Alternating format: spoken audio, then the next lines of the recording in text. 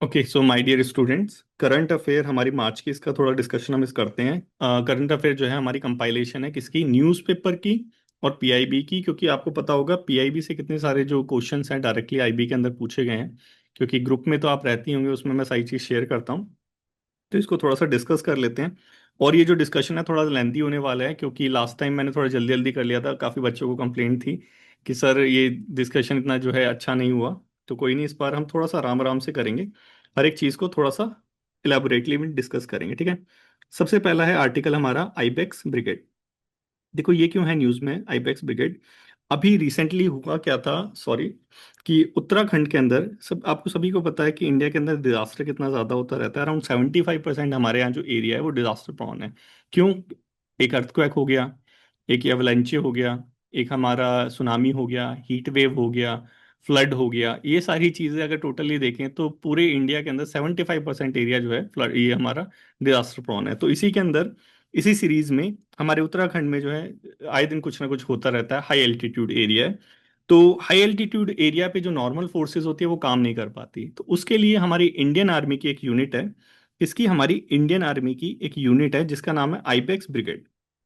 क्या नाम है? आईबेक्स ब्रिगेड, जिसको स्पेशली ट्रेन किया गया है। किसके लिए? हाई एल्टीट्यूड एरिया पे अगर कोई रेस्क्यू ऑपरेशन होता है उसके लिए, या कोई लड़ाई वगैरह हो जाती है, इन केस में चाइना हो गया हमारा, उससे। ठीक है। तो उसके लिए एक ब्रिगेड हमारी तैयार की गई, आईबेक्स ब्रिगेड, जो किसकी है? इंडियन आर्मी की। ठीक है। तो उन्हीं ने, ये बीआरओ को कोई प्रोजेक्ट चल रहा होगा वहां पे, ये अवलांचे जो था वो एकदम टक्कर मारी वहां पे, अवलांचे आया, तो उसको ही ये बचा रहे हैं हमारे आईबेक्स वाले, दिखा रही है यहाँ पे फोटो में। ठीक है। अब यहाँ पे इंपॉर्टेंट क्या चीज हो जाती है, एक तो स्टेटमेंट यहाँ पे सिंपल बन सकती है कि ये जो आईबीएस ब्रिगेड है ये इंडियन एयरफोर्स की ब्रिगेड है, या फिर ये जो है तीनों एयरफोर्स की ब्रिगेड है, तो ये इंडियन आर्मी की ब्रिगेड है। पहली स्टेटमेंट ये। दूसरी ये हो सकती है कि क्या ये जो आईबेक्स ब्रिगेड है सिर्फ हाई एल्टीट्यूड एरिया पे काम करती है। तो इस स्टेटमेंट का आंसर करने के लिए आपको पता होना चाहिए कि हमारे यहाँ पे ये ब्रिगेड बनाई तो है हाई एल्टीट्यूड एरिया पे काम करने के लिए, लेकिन हमारे यहाँ पे ऐसा कोई स्पेसिफिक नहीं है कि ये सिर्फ हाई एल्टीट्यूड एरिया पे ही काम करेगी। क्योंकि हमारे बॉर्डर एरियाज पे भी इसके कुछ इनिशिएटिव देखने को मिलते हैं, जैसे स्वच्छता सर्वेक्षण अभियान, ऐसा कुछ था। ये स्वच्छता ही सेवा, स्वच्छता ही सेवा, ये इन्होंने बॉर्डर एरियाज पे चलाया था। तो इसका मतलब आईबैक्स जो है सिर्फ हाई एल्टीट्यूड एरिया पे काम नहीं करती, ये अदर एरियाज पे भी काम करती है। ठीक है। अब ये सारी चीजें इनको स्किल दी जाती है, क्योंकि हाई एल्टीट्यूड एरिया पे काम करेगी तो कोल्ड वेदर तो होगा ही, सरवाइव कैसे करना है, रेस्क्यू कैसे करना है, वो सारी चीजें। ठीक है। नॉर्मल चीजें समझ आ गया होगा। लेकिन ये जो नाम है आइबेक्स, ये रखा कैसे है? देखो आइबेक्स का नाम रखा है एक स्पीशीज के ऊपर। वो स्पीशीज हमारी हिमालयन आइबेक्स, जिसको टेंगोर भी कहते हैं। तो आपने कभी कभी देखा होगा किसी किसी रील के अंदर या फिर किसी किसी फुटेज के अंदर, जहाँ पे एक हिरन टाइप का कुछ जानवर होता है, वो लंबे लंबे पहाड़ों के ऊपर जो है चढ़ रहा होता है। देखा होगा, ये तो सबने देखा होगा कि यहाँ दर्रे से होते हैं, यहाँ से चढ़ता चढ़ता यहाँ से छलांग लगाता है, इधर आ जाता है, इधर छलांग लगाता है, इधर आ जाता है। और कुछ भालू वालू सा होता है, इसको खाने के लिए पीछे भागता है। तो ये जो स्पीशीज है इसी का नाम है आइबेक्स, क्योंकि हाई एल्टीट्यूड एरिया पे आती है। तो इसीलिए हमारी इंडियन आर्मी की जो ब्रिगेड है इसी नाम से बुलाई जाती है। अब इस आईबेक्स का हम आईयूसीएन स्टेटस पता करें। आईयूसीएन क्या चीज होता है? देखो आईयूसीएन, चलो इसको तो देखेंगे। आईयूसीएन आपको क्या लगता है कि यूएन की बॉडी है? क्या चीज है आईयूसीएन? यूएन की स्पेशलाइज्ड बॉडी है जो स्पीशीज वगैरह को जो है एक टैग लगाती है कि ये जो है लीस्ट कंसर्न है, या फिर एक्सट्रीमली एंडेंजर्ड है, या क्रिटिकली एंडेंजर्ड है। नहीं, ये जो आईयूसीएन है, आईयूसीएन जो है एक एनजीओ है, ना कि कोई यूएन की बॉडी। ठीक है। क्योंकि हमें नेगेटिव ज्यादा चीजें जो है दिमाग में बैठती है। अब यूएन की बॉडी डायरेक्टली मैं बोल दूंगा कि एनजीओ है तो इतना दिमाग में नहीं बैठ पाएगा, लेकिन क्वेश्चन करने के बाद फिर जो है आपको आंसर बताएं तो वो दिमाग में बैठता है। तो ये जो आईयूसीएन है ये एक एनजीओ है, ना कि यूएन की कोई बॉडी है। इसका काम क्या है? इसका काम है कोई भी नेचर के अंदर कंजर्वेशन चीज, जो नेचर के अंदर जो चीज है, नेचर के अंदर कौन कौन सी चीज है, यहाँ पे प्लांट्स हो गए, फ्लोरा एंड फोना। ठीक है। फ्लोरा मतलब हो गए प्लांट्स हो गए, और फोना मतलब हो गए जो एनिमल स्पीशीज हैं उनको। ठीक है। ये जो है कंजर्वेशन स्टेटस प्रोवाइड कराती है। अब कितने कंजर्वेशन स्टेटस प्रोवाइड कराते हैं? 8 टैग्स हैं बेसिकली इसके। सबसे पहला है इसका लीस्ट कंसर्न, सारे नहीं बताऊंगा। और सबसे जो एक्सट्रीम वाला है एक्सटिंक्ट इन वाइल्ड। ठीक है। एक्सटिंक्ट इन वाइल्ड मतलब इस दुनिया से वो प्रजाति ही खत्म हो चुकी है, इसका मतलब है एक्सटिंक्ट इन वाइल्ड। एक्सटिंक्ट एक्सटिंक्ट ये सॉरी सॉरी, ये एक्सटिंक्ट इन वाइल्ड मतलब कि वाइल्ड लाइफ से वो खत्म हो चुकी है लेकिन वो जू वगैरह में है। ठीक है, वाइल्ड लाइफ एक्सटिंक्ट इन वाइल्ड मतलब वाइल्ड लाइफ से खत्म हो चुकी है लेकिन जू में है। और जो एक्सटिंक्ट है वो इस दुनिया से ही खत्म हो चुकी है प्रजाति। ठीक है, ये एक्सट्रीम वाली है एक्सटिंक्ट। और सबसे लो वाली है लो, लीस्ट कंसर्न, जो हमारी आईबेक्स है, लीस्ट कंसर्न स्पीशीज है। तो अभी बहुत सारी है, कोई घबराने की बात नहीं। इसका हेडक्वार्टर कहाँ है आईयूसीएन का? इसका हेडक्वार्टर है हमारा ग्लैंड, ग्लैंड स्विट्जरलैंड में। ठीक है, इसका हेडक्वार्टर कहाँ है हमारा? ग्लैंड स्विट्जरलैंड में। इतना हो गया हमारा किसका, आईयूसीएन के बारे में। पढ़ रहे थे हम आईपेक्स ब्रिगेड के बारे में, क्योंकि कभी कभी ऐसा होता है ना कि जो गवर्नमेंट है वो भी रिलेटेड न्यूज़ दे देती है, तो रिलेटेड न्यूज़ भी हमें पढ़नी चाहिए। नेक्स्ट चलें। नेक्स्ट है हमारा ये वाला, एक रिपोर्ट है। देखो कई कई ऐसी रिपोर्ट होती है जिसमें हमें उसका नाम बस याद रखना है, क्योंकि एक तो वो न्यूज़पेपर के अंदर थी, दूसरा उसको जिसने रिलीज कराया वो एक जो है इंटरनेशनली रेपुटेड या रिकॉग्नाइज जो है बॉडी है। वैसे ही हमारी जो इंडिया काउंटर है, ये जो दिख रहा है ना, CUNT, ई नहीं लगाया, आर लगा दिया, इंडिया काउंटर जो है, ये वर्ल्ड बैंक की एक रिपोर्ट है। इसको फुल फॉर्म में देखें तो इसका रिपोर्ट का नाम है India country economic memorandum becoming a high level economy in a generation. कभी कभी ऐसा होता है एग्जाम्स में जो है, ऐसी जो है लंबी लंबी जो है रिपोर्ट का नाम दे देते हैं और फिर पूछते हैं कि किसने रिलीज करा है, तो इसलिए ये इंपॉर्टेंट हो जाता है। इसको किसने रिलीज करा है? वर्ल्ड बैंक ने। ठीक है, अब इसके अंदर बेसिकली यही डिस्कस करा गया है। ऑल्थो ये डिस्कशन, इसको नहीं हमें जो है इतना ध्यान नहीं रखना, लेकिन फिर भी मोटा मोटी सुन लेते हैं कि ये जो कंट्री की जो रिपोर्ट है, इसके अंदर ये कहा गया है कि अगर इंडिया को 2047 तक, आप सभी को पता होगा कि हमारा डेवलप्ड कंट्री बनने का टारगेट है, और कभी कभी ये भी पूछ ही लेता है कि कब तक जो है हमें डेवलप्ड कंट्री बनना है। हमारा जो गवर्नमेंट ऑफ इंडिया का टारगेट है 2047 तक हमें जो है डेवलप्ड कंट्री बनना है। तो अगर डेवलप्ड कंट्री बनना है तो एनुअली हमें 7.8% जो है ग्रोथ करनी पड़ेगी। ठीक है, तो ये वर्ल्ड बैंक की रिपोर्ट है। कर कम रहे हैं वैसे अभी हम इससे। ठीक है, ये तो पता ही होना चाहिए। नेक्स्ट चलें, इसमें इससे ज्यादा कुछ नहीं है। नेक्स्ट है हमारी SID report 2024। SID report 2024, SID for the state of India's digital economy, the state of India's digital economy. ठीक है, ये जो सिड रिपोर्ट है ये बेसिकली बेस्ड होती है इस चिप्स पे। ये बेसिक क्राइटेरिया ही मान लो इसके, चिप्स का फ्रेमवर्क यूज करती है अपनी रिपोर्ट को रिलीज करने के लिए।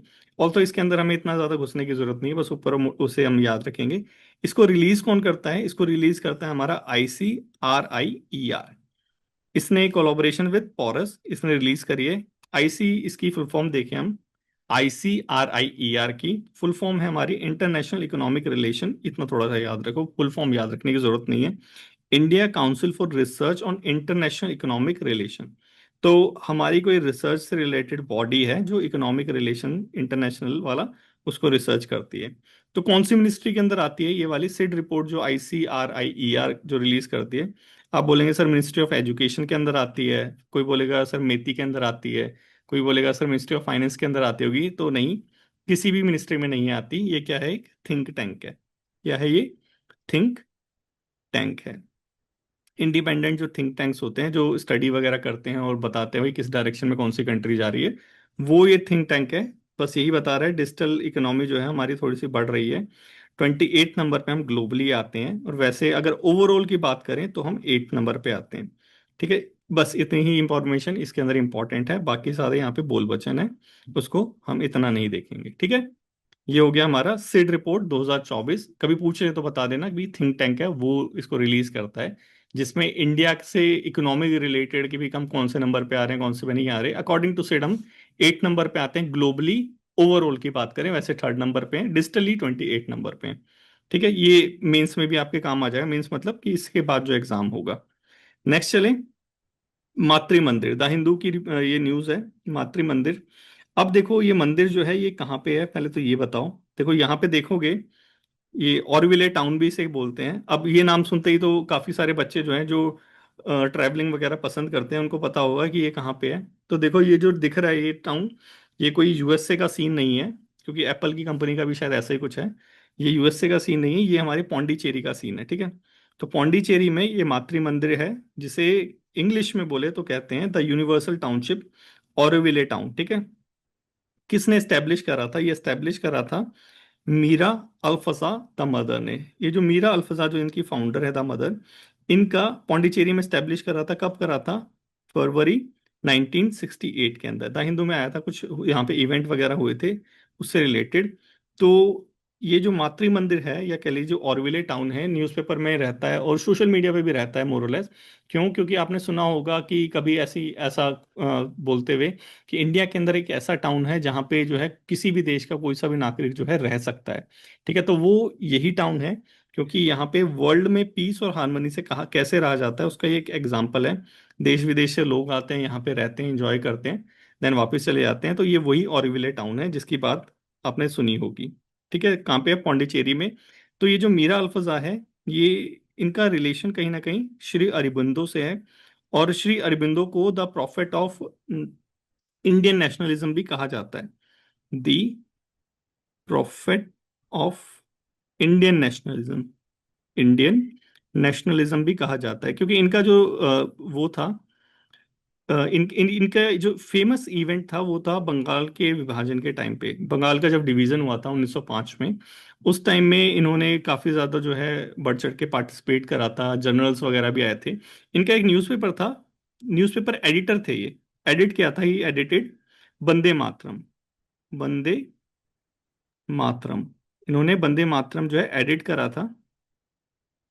और वंदे मातरम के जो पब्लिशर थे वो थे विपिन चंद्र पाल। ठीक है। तो थोड़ी थोड़ी इंफॉर्मेशन जो है हमें याद रखनी चाहिए।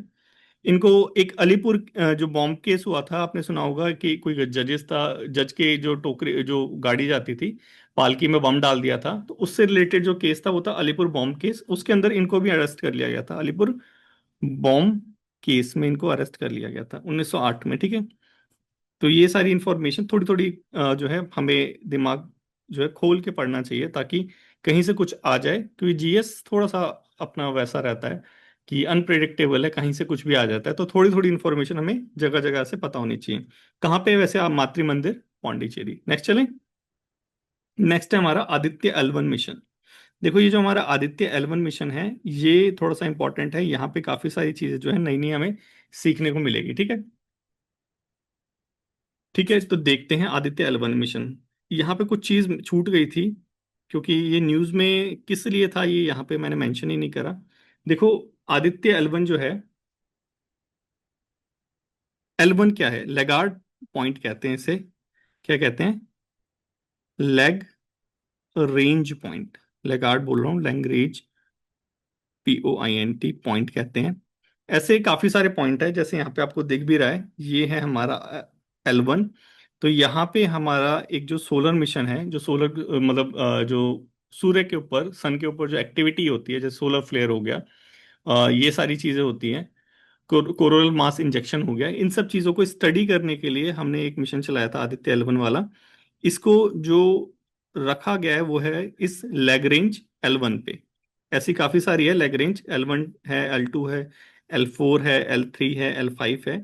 तो ये जो एल 1 है, ये सूरज और हमारी जो पृथ्वी है, अर्थ है, हमारा जो सन है और जो हमारा अर्थ है, इसके बीच में इसको रखा गया है। ठीक है।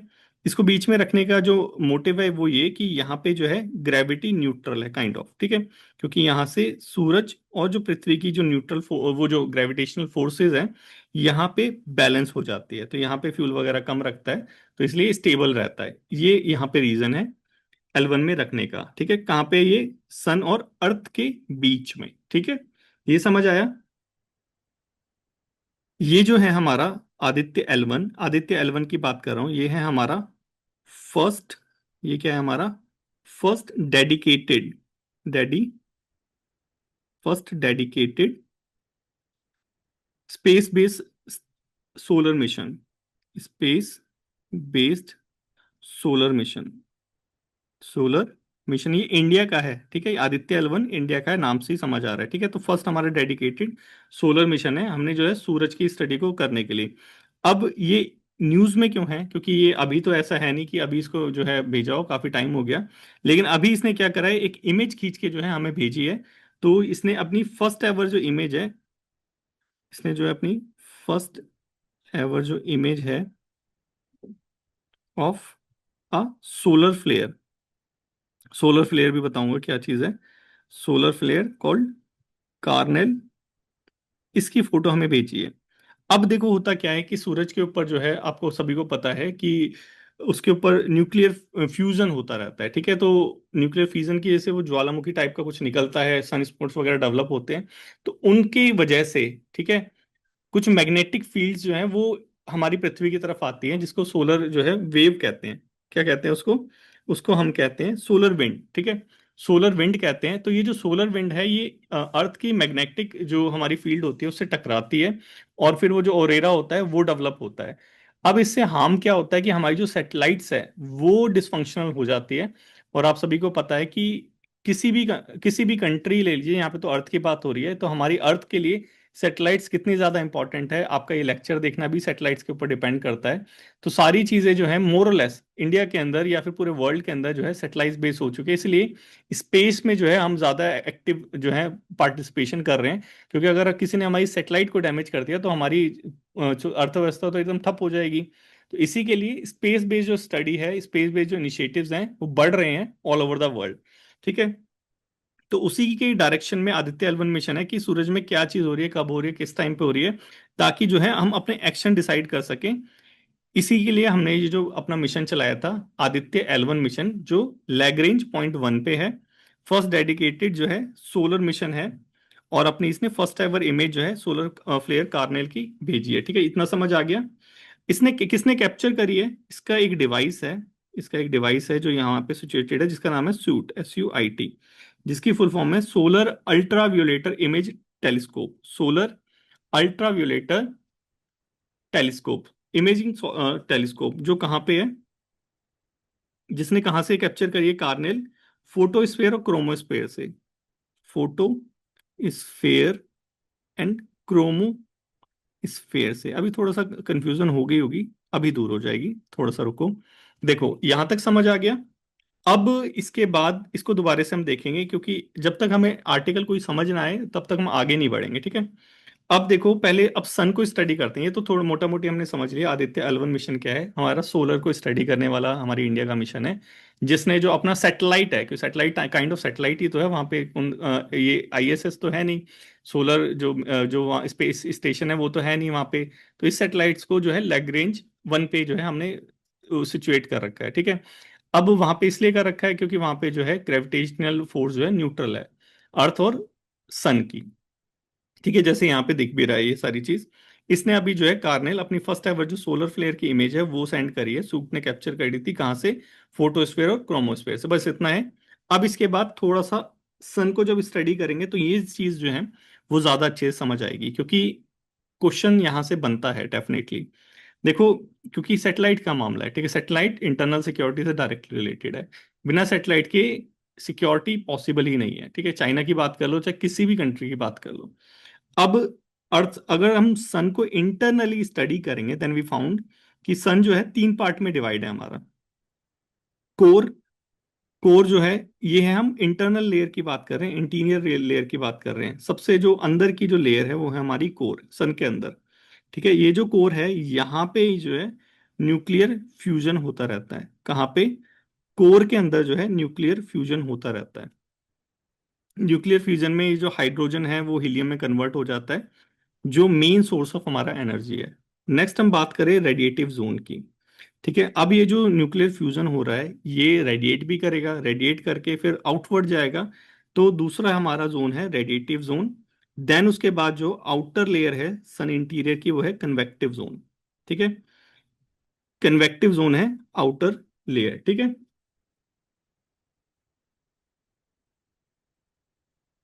ठीक है ना, ये हो गया कन्वेक्टिव जोन। अब ये तो हमने इंटीरियर पढ़ लिया, कोर, रेडिएटिव जोन, देन वो कंडक्टिव जोन फिर बाहर चली जाती है।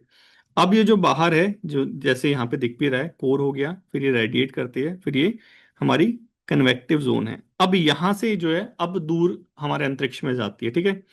अब ये होता क्या है, वो हीलियम वाला वो सारी चीज हाइड्रोजन हीलियम में कन्वर्ट हो रहा है, ये जो प्लाज्मा है ये सारी चीज है कन्वेक्शनल करंट की वजह से ये सारी चीज हो रही है, ठीक है। इसके बाद अगर एटमॉस्फेरिक लेवल की बात करें, ठीक है, एटमॉस्फेरिक लेवल की बात करें तो हमारे यहाँ पे स्फेयर्स हैं कुछ, जो फोटोस्फेयर है, जहाँ फोटोस्फेयर और क्रोमोस्फेयर से जो है हमारे कार्नेल वाली जो है फोटो आई थी, हमने देखा था। किसने करी थी? सूट ने कैप्चर करी थी। तो ये जो एटमॉस्फेरिक लेयर पे ये सारी चीज जो विजिबल हो रही है, इसमें जो सबसे पहला जो हमारा लेयर आता है आउटर लेयर के अंदर, वो है हमारा फोटोस्फेयर। ठीक है। ये जो सन स्पोर्ट्स वगैरह होते हैं, सन स्पोर्ट्स क्या होता है कि ये जो कन्वेक्टिव लेयर की वजह से ये जो लावा सा आता है बाहर, फिर वो अंदर चला जाता है, तो यहाँ पे थोड़ी देर के लिए जो है ब्लैक स्पॉट डेवलप हो जाता है, जैसे यहाँ पे दिख रहा है। तो ये जो ब्लैक स्पॉट होता है कंपैरेटिवली कूलर होता है जो हमारा सन होता है उससे। ठीक है। तो ये जो ब्लैक स्पॉट हो रहा है, और ऐसे बहुत सारे ब्लैक स्पॉट हो गए तो उसको ग्रेन्युलेशन बोल देते हैं। ठीक है। तो ये कहाँ पे होता है? ये होता है हमारा फोटोस्फेयर में। अब जब एक चीज स्टडी कर रहे हैं तो उसके साथ साथ बाकी चीज भी स्टडी हमें करनी ही है। क्रोमोस्फेयर उसके बाद वाला, फोटोस्फेयर हो गया, उसके बाद क्रोमोस्फेयर हो गया। यहां से जो है सोलर प्रोमिनेंसेस, प्लाज्मा जेट हो गए, सारी जो है सोलर विंड जैसी चीजें ही हैं सारी ये, क्योंकि ये अल्टीमेटली तो सोलर विंड में ही कन्वर्ट हो जाती है। कुछ ज्यादा जोरी से जो है ये जो कह लीजिए कि ब्लास्ट वगैरह होता है, तो उससे ज्यादा जो है फ्लेयर्स निकलती है, उसको हम किसी अलग नाम से बुला देते हैं, लेकिन अल्टीमेटली चीजें वही हो रही हैं। जैसे ये हमारा सोलर फ्लेयर हो गया, ये थोड़ा सा और ज्यादा बड़ा हो गया तो सोलर प्रोमिनेंस कर दिया इसको, और तेजी से निकला तो इसको कोरोनल मास इंजेक्शन कर दिया, लेकिन अल्टीमेटली क्या होगा? सोलर विंड ही जनरेट होगी। अब इसमें सोलर विंड तो जनरेट होगी, किसी में क्या होगा कि उसकी इंटेंसिटी थोड़ी सी ज्यादा होगी, किसी की इंटेंसिटी कम होगी, तो उसी के हिसाब से नाम यहाँ पे हमने अलग अलग कर दिए। ठीक है। यूवी रेडिएशन हमारा क्रोमोस्फेयर से रिलीज होता है।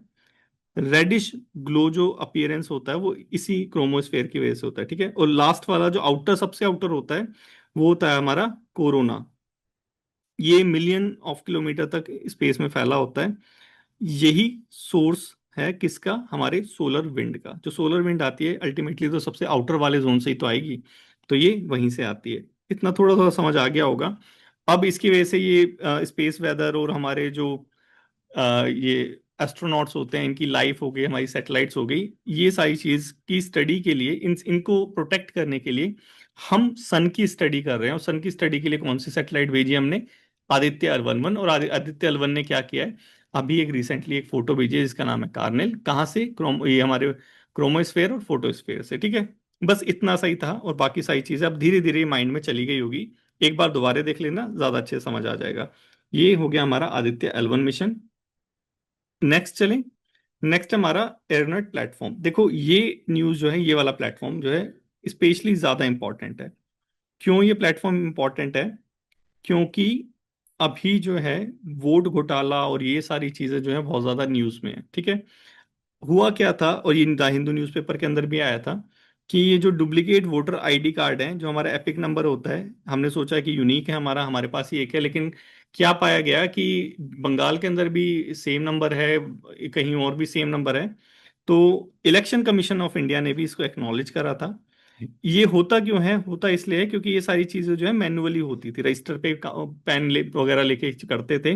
और डिसेंट्रलाइज सिस्टम था कि अलग अलग जो वो है कॉन्स्टिट्यूएंसीज है, वहां पे अलग अलग ऑफिसेज बने हुए हैं, और वो अलग अलग तरीके से मैन्युअली ये सारी चीज करते थे, तो कभी जो है इसको कोलैबोरेट नहीं करा गया, जिसकी वजह से ये मिस्टेक आई, ऐसा इलेक्शन कमीशन ऑफ इंडिया बोलता है। इसको सॉल्व करने के लिए इलेक्शन कमीशन ऑफ इंडिया एक सेंट्रलाइज सिस्टम लेके आया है, जिसका नाम है एरोनॉट प्लेटफॉर्म। ये वाला प्लेटफॉर्म जिसकी हम बात कर रहे हैं, अब ये क्या करेगा? सारी चीज डिजिटली कर देगा, ताकि ये डुप्लीकेशन जो हो रहा है ये ना हो पाए। बस इतना सही है न्यूज में। ठीक है। वेब बेस्ड प्लेटफॉर्म है डेफिनेटली। कौन डेवलप कर रहा है? हमारा election commission of India develop कर रहा है। किस लिए कर रहा है? कि भाई ये जो मिस्टेक हो रही है, जो ब्लंडर हो रहा है, डबल एक एक आईडी का, लेट से मेरा वोटर आई कार्ड का जो नंबर है और वही आपके वोटर आई कार्ड का नंबर है, ये चीज ना हो, इसको जो है हटाने के लिए एरोनेट प्लेटफॉर्म डेवलप किया गया है। यही मेन चीज़ है यहाँ पे। अब इसको मल्टीपल लैंग्वेज में जो है वो तैयार किया जाएगा, क्योंकि इंडिया जो है वहाँ पे एक लैंग्वेज तो चलती नहीं है, और हमारा लिटरेसी लेवल देखो तो वो भी इतना ज़्यादा अच्छा नहीं है, और लिटरेसी डेफिनेशन देखो तो वो भी इतनी ज़्यादा अच्छी नहीं है। तो सिंगल लैंग्वेज में तो कभी आ नहीं सकता। सिंपल सी बात है, सिंगल लैंग्वेज में आएगा तो कैसे जो है महाराष्ट्र के लोग वो समझेंगे? अगर हिंदी में दे दिया तो साउथ इंडिया वाले समझ नहीं पाएंगे, इंग्लिश में दे दिया तो पर आधा इंडिया नहीं समझ पाएगा। तो मल्टीपल लैंग्वेज में है, क्योंकि इंडिया की हालत आपको पता होनी चाहिए कि यहाँ पे दिल्ली की तरह इंग्लिश स्पीकर लोग नहीं है। यहाँ पे ऐसे भी लोग हैं जिनको जो है बेसिक लैंग्वेज को जो लिखना होता है पढ़ना होता है वो भी नहीं आता, और उनके पास ग्रेजुएशन की डिग्री भी है। तो यही दुर्भाग्य है हमारे भारत का। तो इतना दुर्भाग्य है तो फिर ये मल्टीपल लैंग्वेज में तो आएगा ही आएगा, सिंगल लैंग्वेज में नहीं हो सकता। माइग्रेशन और ये सारी चीज सब चीज हैंडल करेगा, सेंट्रलाइज सिस्टम है ना, इसलिए। ठीक है, ये सारी चीज रटने की जरूरत नहीं है।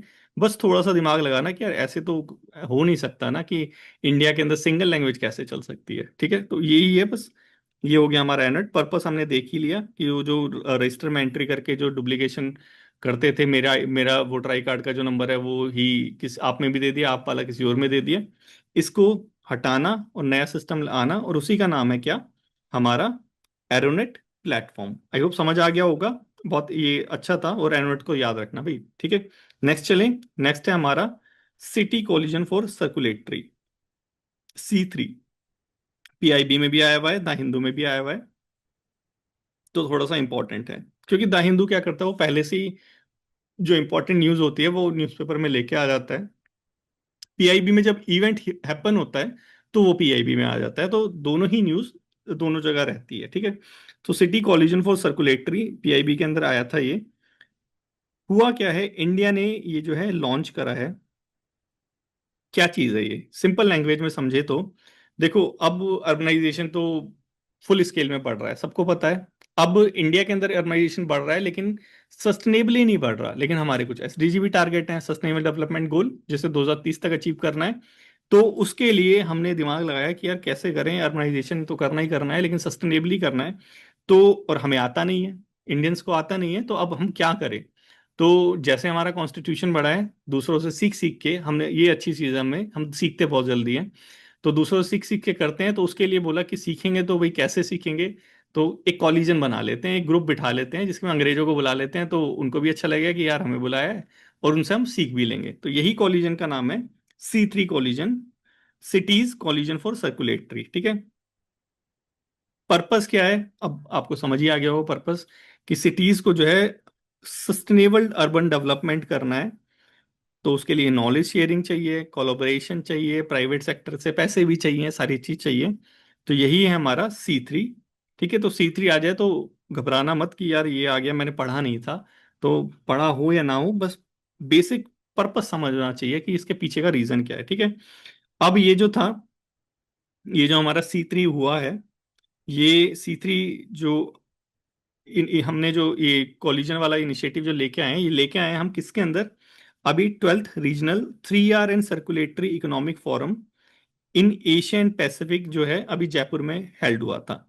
ये नाम काफी बड़ा है, लेकिन ये इससे आपको याद रहेगा कि सर्कुलर इकोनॉमी से रिलेटेड कुछ चीज थी।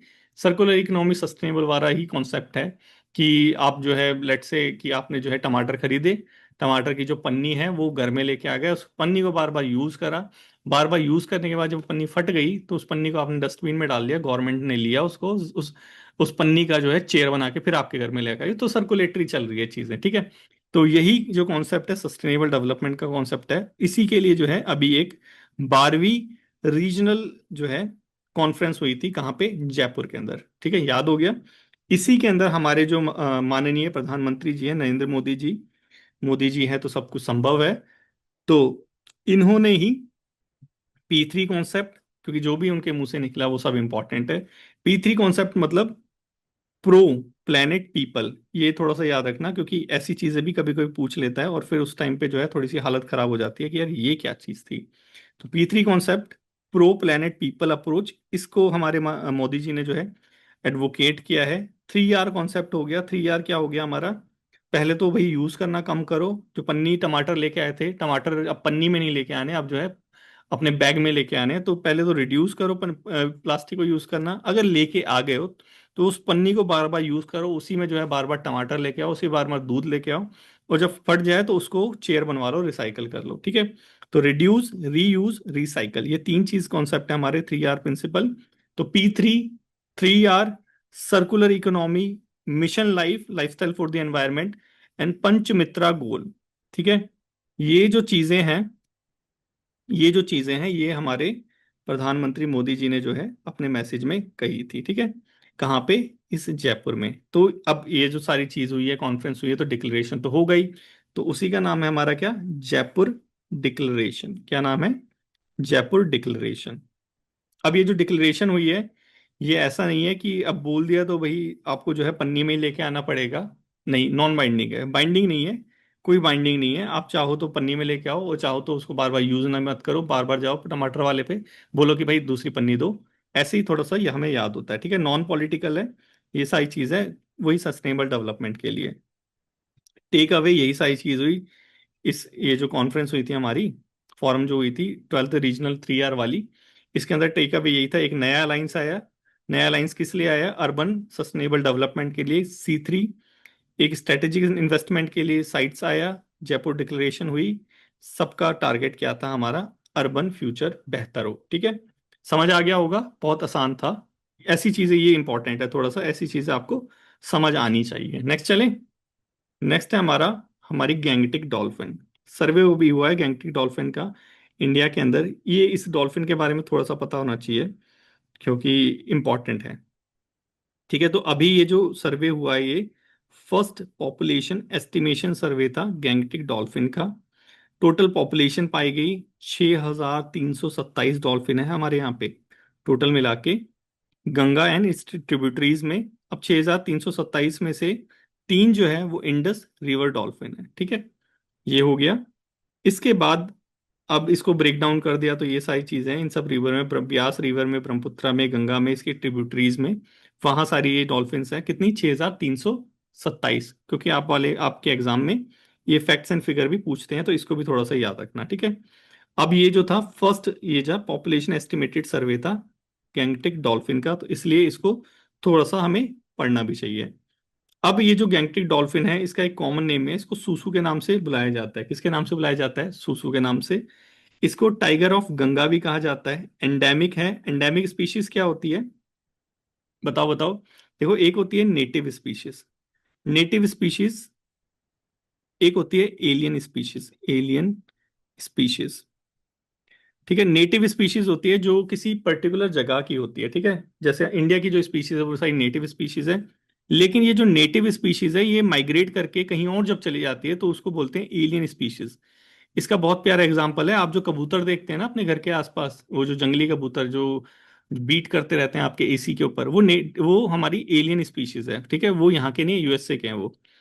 तो ये जो नेटिव स्पीशीज जब कहीं माइग्रेट कर जाती है तो उसे एलियन स्पीशीज कहते हैं। लेकिन अपने उस पर्टिकुलर एरिया में, जैसे वो जो कबूतर है यूएसए में भी है अभी, तो नेटिव रहते हैं। लेकिन कोई ऐसी स्पीशीज जो सिर्फ एक पर्टिकुलर एरिया में ही पाई जाती है, उसे हम कहते हैं एंडेमिक स्पीशीज। जैसे हमारी हो गई गैंगटिक डॉल्फिन। तो ये जो डॉल्फिन है, ये हमारे एशिया में ही पाई जाती है, ये किसी और देश, किसी और जगह पे नहीं पाई जाती है। जो गैंगटिक डॉल्फिन है यूएसए वगैरह में नहीं होती, ठीक है। तो इसीलिए इसे एंडेमिक स्पीशीज बोलते हैं। फीमेल का साइज थोड़ा सा लार्ज होता है। सर्वे कंडक्ट कराया गया, मेथड वगैरह वो सारी चीज। मेथड यूज किया है एकॉस्टिक हाइड्रोफोन्स का। एकॉस्टिक हाइड्रोफोन्स का मेथड जो है यहाँ पे यूज किया गया है। उसके बाद डॉल्फिन जो है उसको दिखाई नहीं देता, ब्लाइंड होती है, ठीक है। अब ब्लाइंड होती है तो चलती कैसे है, जैसे हमारा चमगादड़ चलता है, इको लोकेशन से, ठीक है। ध्वनि सी निकालता है, वो रिटर्न आती है उसके पास, उसे पता लगता है भाई कितनी दूर क्या चीज़ है। तो इको लोकेशन से वो सारी चीज़ें होती हैं। स्टेट वाइज डिस्ट्रीब्यूशन देखें तो हमारे उत्तर प्रदेश में जो है सबसे ज़्यादा जो है डॉल्फिन पाई जाती है, गैंगटिक डॉल्फिन पाई जाती है। तो आई होप समझ आ गया होगा गैंगटिक डॉल्फिन के बारे में। कितनी टोटल पॉपुलेशन है, फर्स्ट एवर सर्वे हुआ है अभी, कितनी टोटल पॉपुलेशन है, 6,327 जो है हमारी टोटल इसकी पॉपुलेशन है। इसीलिए जो था न्यूज के अंदर था, ठीक है। समझ आ गया होगा, सूसू इसका जो है कॉमन नेम है, और एंडेमिक है। ये सारी चीज ब्लाइंड है, इको लोकेशन से जो है अपनी जगह पाती है। उत्तर प्रदेश में हाईएस्ट नंबर है, ठीक है। नेक्स्ट चलें। ऑस्कर, देखो 97th ऑस्कर अवार्ड जो है अभी दिए गए हैं। और हमने लास्ट क्लास में या उससे पहली वाली क्लास में देखा था कि इंडिया की भी एक जो वो थी, मूवी थी जो नॉमिनेट हुई थी, वो जो एक एजुकेशन और इंडस्ट्री में काम करके जो फंस गई थी लड़की, उसकी, ठीक है। तो उसको ऑस्कर तो नहीं मिला है, लेकिन ऑस्कर मिला है किसको, एनोरा को। और ये जो है थोड़ा सा याद करना भी इंपॉर्टेंट हो जाता है, क्योंकि आपके अंदर रिपोर्ट वगैरह, किसको क्या अवार्ड मिला है, ये सारी चीजें पूछते हैं। और ऑस्कर तो अपने आप में जो है बहुत बड़ा अवार्ड है। तो इंडिपेंडेंट फिल्म अनोरा को मिला है, बिगेस्ट विनर इस बार की हुई है। 5 इसको ऑस्कर मिले हैं इसी फिल्म को, ठीक है, 5 ऑस्कर मिले हैं इसी फिल्म को। बेस्ट पिक्चर का मिला है, बेस्ट डायरेक्टर का मिला है, ओरिजिनल स्क्रीन प्ले का मिला है, फिल्म एडिटिंग का मिला है। ये सारे जो अवार्ड हैं इसको दिए गए हैं। और इसके जो क्रिएटर हैं वो है सीन बेकर, तो उन्होंने ही अपनी इसी फिल्म से एक हिस्ट्री क्रिएट कर दी। इससे पहले किसी को इतना अचीवमेंट मिला था, वो था वॉल्ट डिज्नी को, ठीक है। तो Sean Baker is equal to Walt Disney. अगर फिल्म की बात करें एनोरा की, एनोरा के अंदर जो है, क्योंकि ये सारी चीजें थोड़ी थोड़ी इंपॉर्टेंट है, पता नहीं कैसे क्वेश्चन पूछ ले, तो हमें थोड़ी थोड़ी चीजें तो पता होनी चाहिए, कहानी वाले में थोड़ा याद रखेंगे तो याद रहेगा। एनोरा के अंदर क्या है, बेसिकली एक जो रशियन रिच मैन था, उसने एक जो है सेक्स वर्कर के साथ शादी कर ली थी, और उनसे रिलेटेड कुछ जो उनके रिलेशन से रिलेटेड कुछ कहानी है एनोरा के अंदर, ठीक है। अब ये न्यूज़पेपर की कटिंग द हिंदू की, इसके अंदर से थोड़ा देख लेता है। ये है हमारा Sean Baker, best director for Anora, इनको मिला है 4 अवार्ड, ये सारे, एडिटिंग हो गया, स्क्रीन प्ले हो गया, इसमें ये हो गया। बेस्ट एक्टर है हमारे ये, ऑस्कर का बेस्ट एक्टर का अवार्ड मिला है हमारे एड्रिन ब्रॉडी को, ब्रूटलिस्ट मूवी के लिए। बेस्ट एक्ट्रेस का अवार्ड मिला है हमारी माइके मेडिसन को, एनोरा के लिए, ठीक है। ये सपोर्टिंग एक्टर्स का नाम ऐसा जितना तो याद रखना ही चाहिए, लेकिन बेस्ट एक्टर और बेस्ट एक्ट्रेस का नाम जरूर याद रखना। एड्रिन ब्रॉडी को किसके लिए, ब्रूटलिस्ट के लिए, और माइके मेडिसन को एनोरा के लिए। क्योंकि ऐसी ही चीजें वन लाइनर में ऐसी चीजें पूछ लेता है। अब क्या फायदा कि जो आप है, क्योंकि हर हर क्वेश्चन के नंबर तो एक ही है ना, क्या पता आप जो है मल्टी स्टेटमेंट वाले जो क्वेश्चन है उनके तो आंसर कर लें, लेकिन जो सिंगल स्टेटमेंट वाले हैं उसके आंसर ना कर पाए, तो वहीं पे कहानी फिर बराबर हो जाएगी अदर के साथ। तो इसलिए हमें दोनों तरह के क्वेश्चंस को टैकल करना है, ठीक है। ये हो गया हमारा, मेन मेन चीज हमने देख ली है, best best picture, screen play, editing, original score और डायरेक्टर, ठीक है। एनोरा, एनोरा के डायरेक्टर का क्या नाम है, सीन बेकर, 4 अवार्ड मिले हैं उनको, सीन बेकर को। ये कौन सी जो ऑस्कर थे कौन से नंबर वाले थे, 97th नंबर वाले थे, क्योंकि ऐसी ही चीजें कभी कभी पूछता है, और वहीं सिंगल स्टेटमेंट वाला जो है 4 स्टेटमेंट से ज्यादा टफ हो जाता है क्वेश्चन, ठीक है।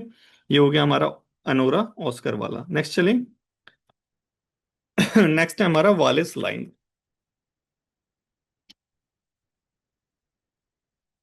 नेक्स्ट क्या है हमारा, वॉलेस लाइन। ये क्या चीज है वॉलेस लाइन, देखो, अम, अब आपको पता ही है कि हमारी हमारा जो पूरा अर्थ है किसी टाइम पे एक था, फिर हम धीरे धीरे धीरे धीरे अलग होने लग गए थे, ठीक है। तो जब हम अलग होने लग गए थे तो स्पीशीज वगैरह डिवाइड हो गई थी, इसीलिए आप देखेंगे कि ऑस्ट्रेलिया और एशिया के बीच में ऑल तो इतना ज्यादा जो है ह्यूज डिफरेंस नहीं है, लेकिन फिर भी जो ऑस्ट्रेलियन स्पीशीज है, ठीक है, वो इंडिया में, ये जो एशिया में नहीं पाई जाती, और जो एशियन स्पीशीज है वो ऑस्ट्रेलिया में नहीं पाई जाती। जैसे कंगारू हो गया, हमारी एशिया के अंदर तो कहीं कंगारू नहीं पाया जाता। तो जो जोग्राफर हैं उन्होंने एक लाइन खींची, इमेजिनरी लाइन है बेसिकली, ऐसी कोई लाइन है नहीं, इमेजिनरी लाइन है वॉलेस लाइन, कि भाई ये जो है ये डिवाइड करती है किसको, ऑस्ट्रेलियन ऑस्ट्रेलियन स्पीशीज को और एशियन स्पीशीज को, ठीक है। तो उसी लाइन का नाम हो गया वॉलेस लाइन। ये जो लाइन है, ये लाइन जाती है बाली, लैम्बॉक, बोर्नियो एंड सुलावेसी से होते हुए, और मैंडी डानाओ कर्विंग साउथ कर लेती है। तो यही कुछ है इसका, बाली से लेके यहाँ से डिवाइड कर रही है ऑस्ट्रेलिया और एशिया को स्पीशीज वाइज। ये वॉलेस लाइन किसने प्रपोज करी थी, 19th सेंचुरी में अल्फ्रेड रूजल वॉलेस ने, अल्फ्रेड रूजल वॉलेस ने इसको जो है वो करा था, प्रपोज करा था। इमेजिनरी लाइन है जो कि एक bio geographical boundary, bio geographical मतलब ज्योग्राफी, और ये हमारी बायो जो है बायोलॉजी, मतलब ये जो एनिमल स्पीशीज है कौन से ज्योग्राफी पे कौन से एनिमल स्पीशीज है उसको डिवाइड कर रही है हमारी वॉलेस लाइन, ऑस्ट्रेलिया और एशिया को डिवाइड कर रही है। एकदम सिंपल लैंग्वेज में समझो, ऑस्ट्रेलियन स्पीशीज जैसे हो गई हमारी, टाइगर हो गई, ओरांगुटान हो गया, ठीक है, ये इंडोनेशिया वाला, ये जो है एक टाइम पे ये ओरांगुटान डिप्लोमेसी भी काफी फेमस हुई थी। तो ये जो स्पीशीज है एशियन स्पीशीज, ये ऑस्ट्रेलिया में नहीं पाई जाती, और ये डिवाइड होती है किससे, वॉलेस लाइन से। वैसे ऑस्ट्रेलियन स्पीशीज हो गई हमारी, कंगारू हो गए, कोकाटूज हो गए, ये जो है ये हमारी वहां पे नहीं पाई जाती, ठीक है। तो यही यहाँ पे थोड़ी सी समझने वाली चीज थी, इससे ज्यादा इसमें है नहीं। इसका यूज क्या करेंगे इस वॉलेस लाइन का, देखो इसका यूज जो होगा बेसिकली माइग्रेशन पैटर्न को समझने के लिए होगा, और स्पीशीज का इवोल्यूशन कैसे जो है इवॉल्व हुई है स्पीशीज, ठीक है, ये एंथ्रोपोलॉजिकल हो गया यहाँ पे थोड़ा सा, और कैसे स्पीशीज ने अपने आप को अडेप्ट करा है डिफरेंट एनवायरनमेंट में, इसको समझने के लिए इसका यूज कर सकते हैं, और बायो डाइवर्सिटी कंजर्वेशन के लिए भी। बस इतना ही था वॉलेस लाइन, सिंपल चीज। वॉलेस लाइन क्या होती है सर, ये क्या होती है? ये ऑस्ट्रेलियन और एशियन स्पीशीज को बायोजियोग्राफिकली डिवाइड करती है। स्पीशीज के नाम हमने देख लिए, बस यही है। किसके बीच में? बाली एंड लॉम्बॉक के बीच में, बोर्नो एंड सुलावेसी के बीच में। इधर सुलावेसी हो गया, इधर बोर्नियो हो गया, लॉम्बॉक हो गया, बाली हो गया, ठीक है। बाली इंडोनेशिया में, सबको पता ही होगा, ठीक है। ये हो गया हमारा क्या, वॉलेस लाइन। सब चीजें A to Z चीजें जो हैं द हिंदू न्यूज़पेपर और पीआईबी से रिलेटेड है, ठीक है। तो जहां पे भी एक वर्ड मिला वहीं से क्वेश्चन आ सकता है, ठीक है। क्योंकि वो क्वेश्चन जो है मैगजीन पढ़ के तो बनाते नहीं है, वो तो न्यूज़पेपर बन के बनाते हैं, तो वही न्यूज़पेपर से हम पढ़ रहे हैं, ठीक है। इसके बाद हो गया हमारा कैंपा। कैंपा तो सबने पी होगी, लेकिन ये पीने वाली कैंपा नहीं है, ये है हमारी फॉरेस्ट वाली कैंपा। अब देखो क्या होता है, जब भी कभी डेवलपमेंट होता है, ठीक है, जब भी कभी डेवलपमेंट होगा तो उसकी जो बलि चढ़ेगी, उसकी बलि चढ़ेगी कैसे? पेड़ पौधों से, ठीक है। पेड़ पौधे कटेंगे, उसके बाद फिर जो है वहां पे डेवलपमेंट होगा।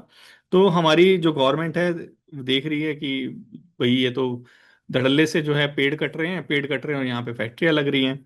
तो इन्होंने सोचा, वैसे सोचा तो हमारे कोर्ट ने ही सोचा था, तो सोचा कि भाई इसके लिए कुछ ना कुछ ऐसा होना चाहिए इंतजाम, कि जो पेड़ कट रहे हैं उसकी जगह पे जो है उतने ही पेड़ लगा दिए जाएं। तो उसी के लिए आया हमारा ये कैंपा, कंपनसेटरी एफोरेस्टेशन वाला जो है। इसमें होता क्या है कि लेट से कोई आपको इंडस्ट्री लगानी है, ठीक है, आपको इंडस्ट्री लगानी है छत्तीसगढ़ वाले एरिया में। आपने देखा कि यहाँ इस पर्टिकुलर एरिया पे जो है, यहाँ पे कोयला सही मिलता है, यहाँ पे लोहा सही मिलता है, उस एरिया में यही मिलता है। तो यहाँ पे मैं फैक्ट्री लगाता हूँ। अब फैक्ट्री लगाएंगे तो पेड़ पौधे काटने पड़ेंगे, तो गवर्नमेंट आएगी कहेगी पैसे डालो कंपनसेटरी एफोरेस्टेशन फंड में, और इस या तो जो है इतने ही जितना एरिया जो है आप फॉरेस्टेड एरिया को डाइवर्ट कर रहे हो नॉन फॉरेस्ट एरिया के लिए, अपनी फैक्ट्री लगाने के लिए, तो आपको क्या करना पड़ेगा, इन दोनों में से एक चीज कर दो, कि उतने ही प्ले इक्वल एरिया पे जो नॉन फॉरेस्ट लैंड है वहां पे जो है पेड़ पौधे लगा दो। नहीं तो इसके ट्वाइस लगा दो डिग्रेडेड फॉरेस्ट में। अगर नहीं कर पाते तो फिर पैसे जमा करा दो कंपनसेटरी फंड में, ठीक है।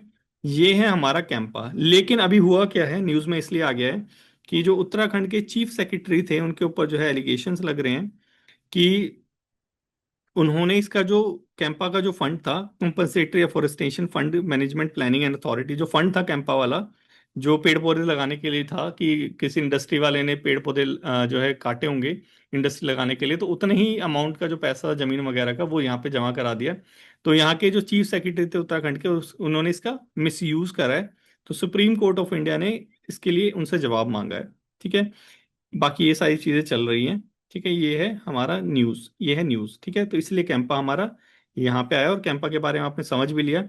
इसके पीछे जो लीगल फ्रेमवर्क है, कंपनसेटरी एफोरेस्टेशन जो फंड है हमारा कैंपा, वो है हमारा इसी इसी का एक्ट है, कंपनसेटरी एफोरेस्टेशन फंड एक्ट 2016। इसी का 2018 में रूल आया था। फिर एक नेशनल लेवल का और एक स्टेट लेवल का जो है फंड क्रिएट कर दिया गया अंडर दिस एक्ट। एक्ट कब आया था? 2016 के अंदर। ऐसी चीजें थोड़ा सा याद रखना, ठीक है। अब ये जो नेशनल लेवल का जो फंड है ये किसके अंदर आता है? आपको पता होगा कि हमारे कॉन्स्टिट्यूशन के अंदर तीन तरह के जो है फंडों का जिक्र किया गया है, स्पेशली पॉलिटी वाले एरिया में। एक तो होता है आपका कंटीजेंसी फंड। कंटीजेंसी फंड जिसपे से प्रेसिडेंट जो है वो जो है वो देते हैं कि इसमें से जो है इमरजेंसी सिचुएशन में जो है पैसे निकाले जा सकते हैं। एक हो गया ये जो हमारे पार्लियामेंट में जो सिर्फ पार्लियामेंट जो है हमारे लेजिस्लेचर जो है थ्रू पासिंग अ बिल, जहां से बजट वगैरह आता है, वो वाला फंड। मेरे को नाम एकदम से याद नहीं आ रहा, एक मिनट को मैं थोड़ा सर्च मार लूँ तो ज़्यादा सही रहेगा, क्योंकि कभी कभी निकल जाता है माइंड से जो है नाम। फंड्स इन इंडियन कॉन्स्टिट्यूशन, अभी लाइव पढ़ा रहा होता तो कोई ना कोई बच्चा बता देता। कंसोलिडेटेड फंड ऑफ इंडिया, हाँ। ये रहे तीनों फंड, इनके आर्टिकल भी देख लेना। एक हो गया हमारा कंसोलिडेटेड फंड ऑफ इंडिया, ये है आर्टिकल 266 वाला। एक हो गया कंटीजेंसी फंड 267 वाला एक हो गया पब्लिक अकाउंट ऑफ इंडिया, ठीक है। ठीक है, ये are the three main form fund for the central government listed in the Indian constitution article 266, ठीक है, सारे इसी में लिखे हुए हैं। तो ये जो तीनों हो गए हमारे, इसके अंदर ये जो हमारा ये कंपनसेटरी अफॉरेस्टेशन फंड है, ये आता है हमारा पब्लिक अकाउंट ऑफ इंडिया के लिए, जिसके लिए ना तो पार्लियामेंटेरियंस की जो है सहमति चाहिए होती है, ना ही प्रेसिडेंट का वो। इसके अंदर बेसिकली जो आपका बैंक का पैसा हो गया, ये सारी चीजें होगी, जो डेली ट्रांजेक्शन वाली चीजें होती हैं, ये पब्लिक अकाउंट ऑफ इंडिया के अंदर रहता है, ठीक है। तो यही कंपनसेटरी अफॉरेस्टेशन फंड वाला है, स्टेट का सेंटर का, ये इसी के अंदर रहता है। जो हमारा सेंटर है उसका इसमें रहता है, स्टेट का स्टेट वाले में रहता है, ठीक है। ये हो गया हमारा। इसके अंदर फंड का डिवीजन कैसे होता है, थोड़ी थोड़ी चीजें पता होनी चाहिए। 90% जो पैसा है लगेगा ऐसा कि स्टेट्स पे चला जाता है, लेकिन लगेगा ऐसा कि सेंटर पे चला जाता है, लेकिन 90% जो पैसा है वो स्टेट के पास रहता है, 10% जो पैसा है वो हमारा सेंटर के पास रहता है। इसको किस किस चीज के लिए यूज कर सकते हैं, ये यहाँ पे लिस्ट है। बेसिकली जो भी एफोरेस्टेशन से रिलेटेड एक्टिविटी हो गई, जहां पे ऑक्सीजन निकल रही हो, वैसे टाइप का आप मान सकते हैं, उससे रिलेटेड चीजों में हम यूज कर सकते हैं। जिसके अंदर एक चीज आती है, relocation of villagers from protected area. अगर प्रोटेक्टेड एरिया से जो वहां पे विलेजर्स रह रहे हैं, उनको कहीं और माइग्रेट करना हो, जैसे आपने देखा होगा अभी एक जो नर्मदा डैम बन रहा था, तो वहां पे ट्राइबल्स जो पीपल थे, उनको रिलोकेट करने से रिलेटेड इशू चल रहा था। तो वहां पे कंपनसेटरी फंड, ये जो है हमारा कैंपा, इसको यूज कर सकते हैं, ये हमारा बता रखा है इसी के अंदर, एक्ट के अंदर, ठीक है। ये सारी चीज हो गई।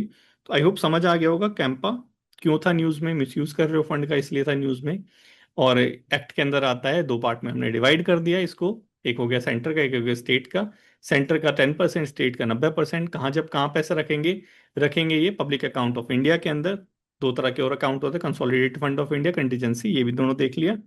बस यही था इसके अंदर, और किस किस चीज के लिए यूज करते हैं, ठीक है। इतनी ही चीजें यहाँ पे आ सकती है। नेक्स्ट चलें।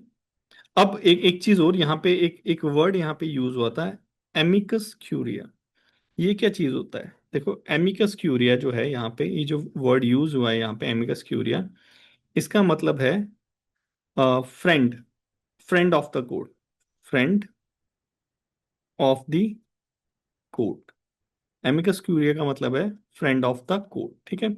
अब ये जो होता है किसी लीगल पार्टी का नहीं होता है, कोर्ट से ये जो केस वेस होता है इससे कोई रिलेशन नहीं होता, लेकिन इंफॉर्मेशन हो गया, प्रूफ हो गया, इंसाइट हो गया, एक्सपर्टीज हो गया, ये प्रोवाइड कराता है कोर्ट को। इसीलिए उसे amicus curiae, friend of the court कहा जाता है, ठीक है। कभी कभी ऐसी चीजों से भी क्वेश्चन आ जाता है। नेक्स्ट चले। नेक्स्ट है हमारा ये women film festival, 20th IAWRT Asian women's film festival. कहाँ पे हुए हैं ये देखो, 6 से 8 मार्च में हुए हैं ये हमारे नई दिल्ली के अंदर। बस इतना ही यहाँ पे इंपॉर्टेंट है, इससे ज्यादा नहीं है, ठीक है। International centre, India international centre new Delhi पे कंडक्ट कराए गए थे 8 मार्च को। 8 मार्च को कौन सा डे आता है, world women day. World women day के रूप में सेलिब्रेट किया जाता है हमारा, कौन सा, March 8, ठीक है। तो ये थोड़ा सा ये भी पता होना चाहिए हमें। नेक्स्ट चलें। इसमें बस इतना ही है, इससे ज्यादा नहीं है, बस कहाँ पे सेलिब्रेट हुआ है, क्योंकि न्यूज़पेपर में था, थोड़ा सा ये हमें पता होना चाहिए, ठीक है। सीडीएस टू ऑस्ट्रेलिया, ये हमारा पीआईबी में भी आ रखा है, तो इसको थोड़ा सा अच्छे से हम डिस्कस करेंगे, 13th वाला, ठीक है।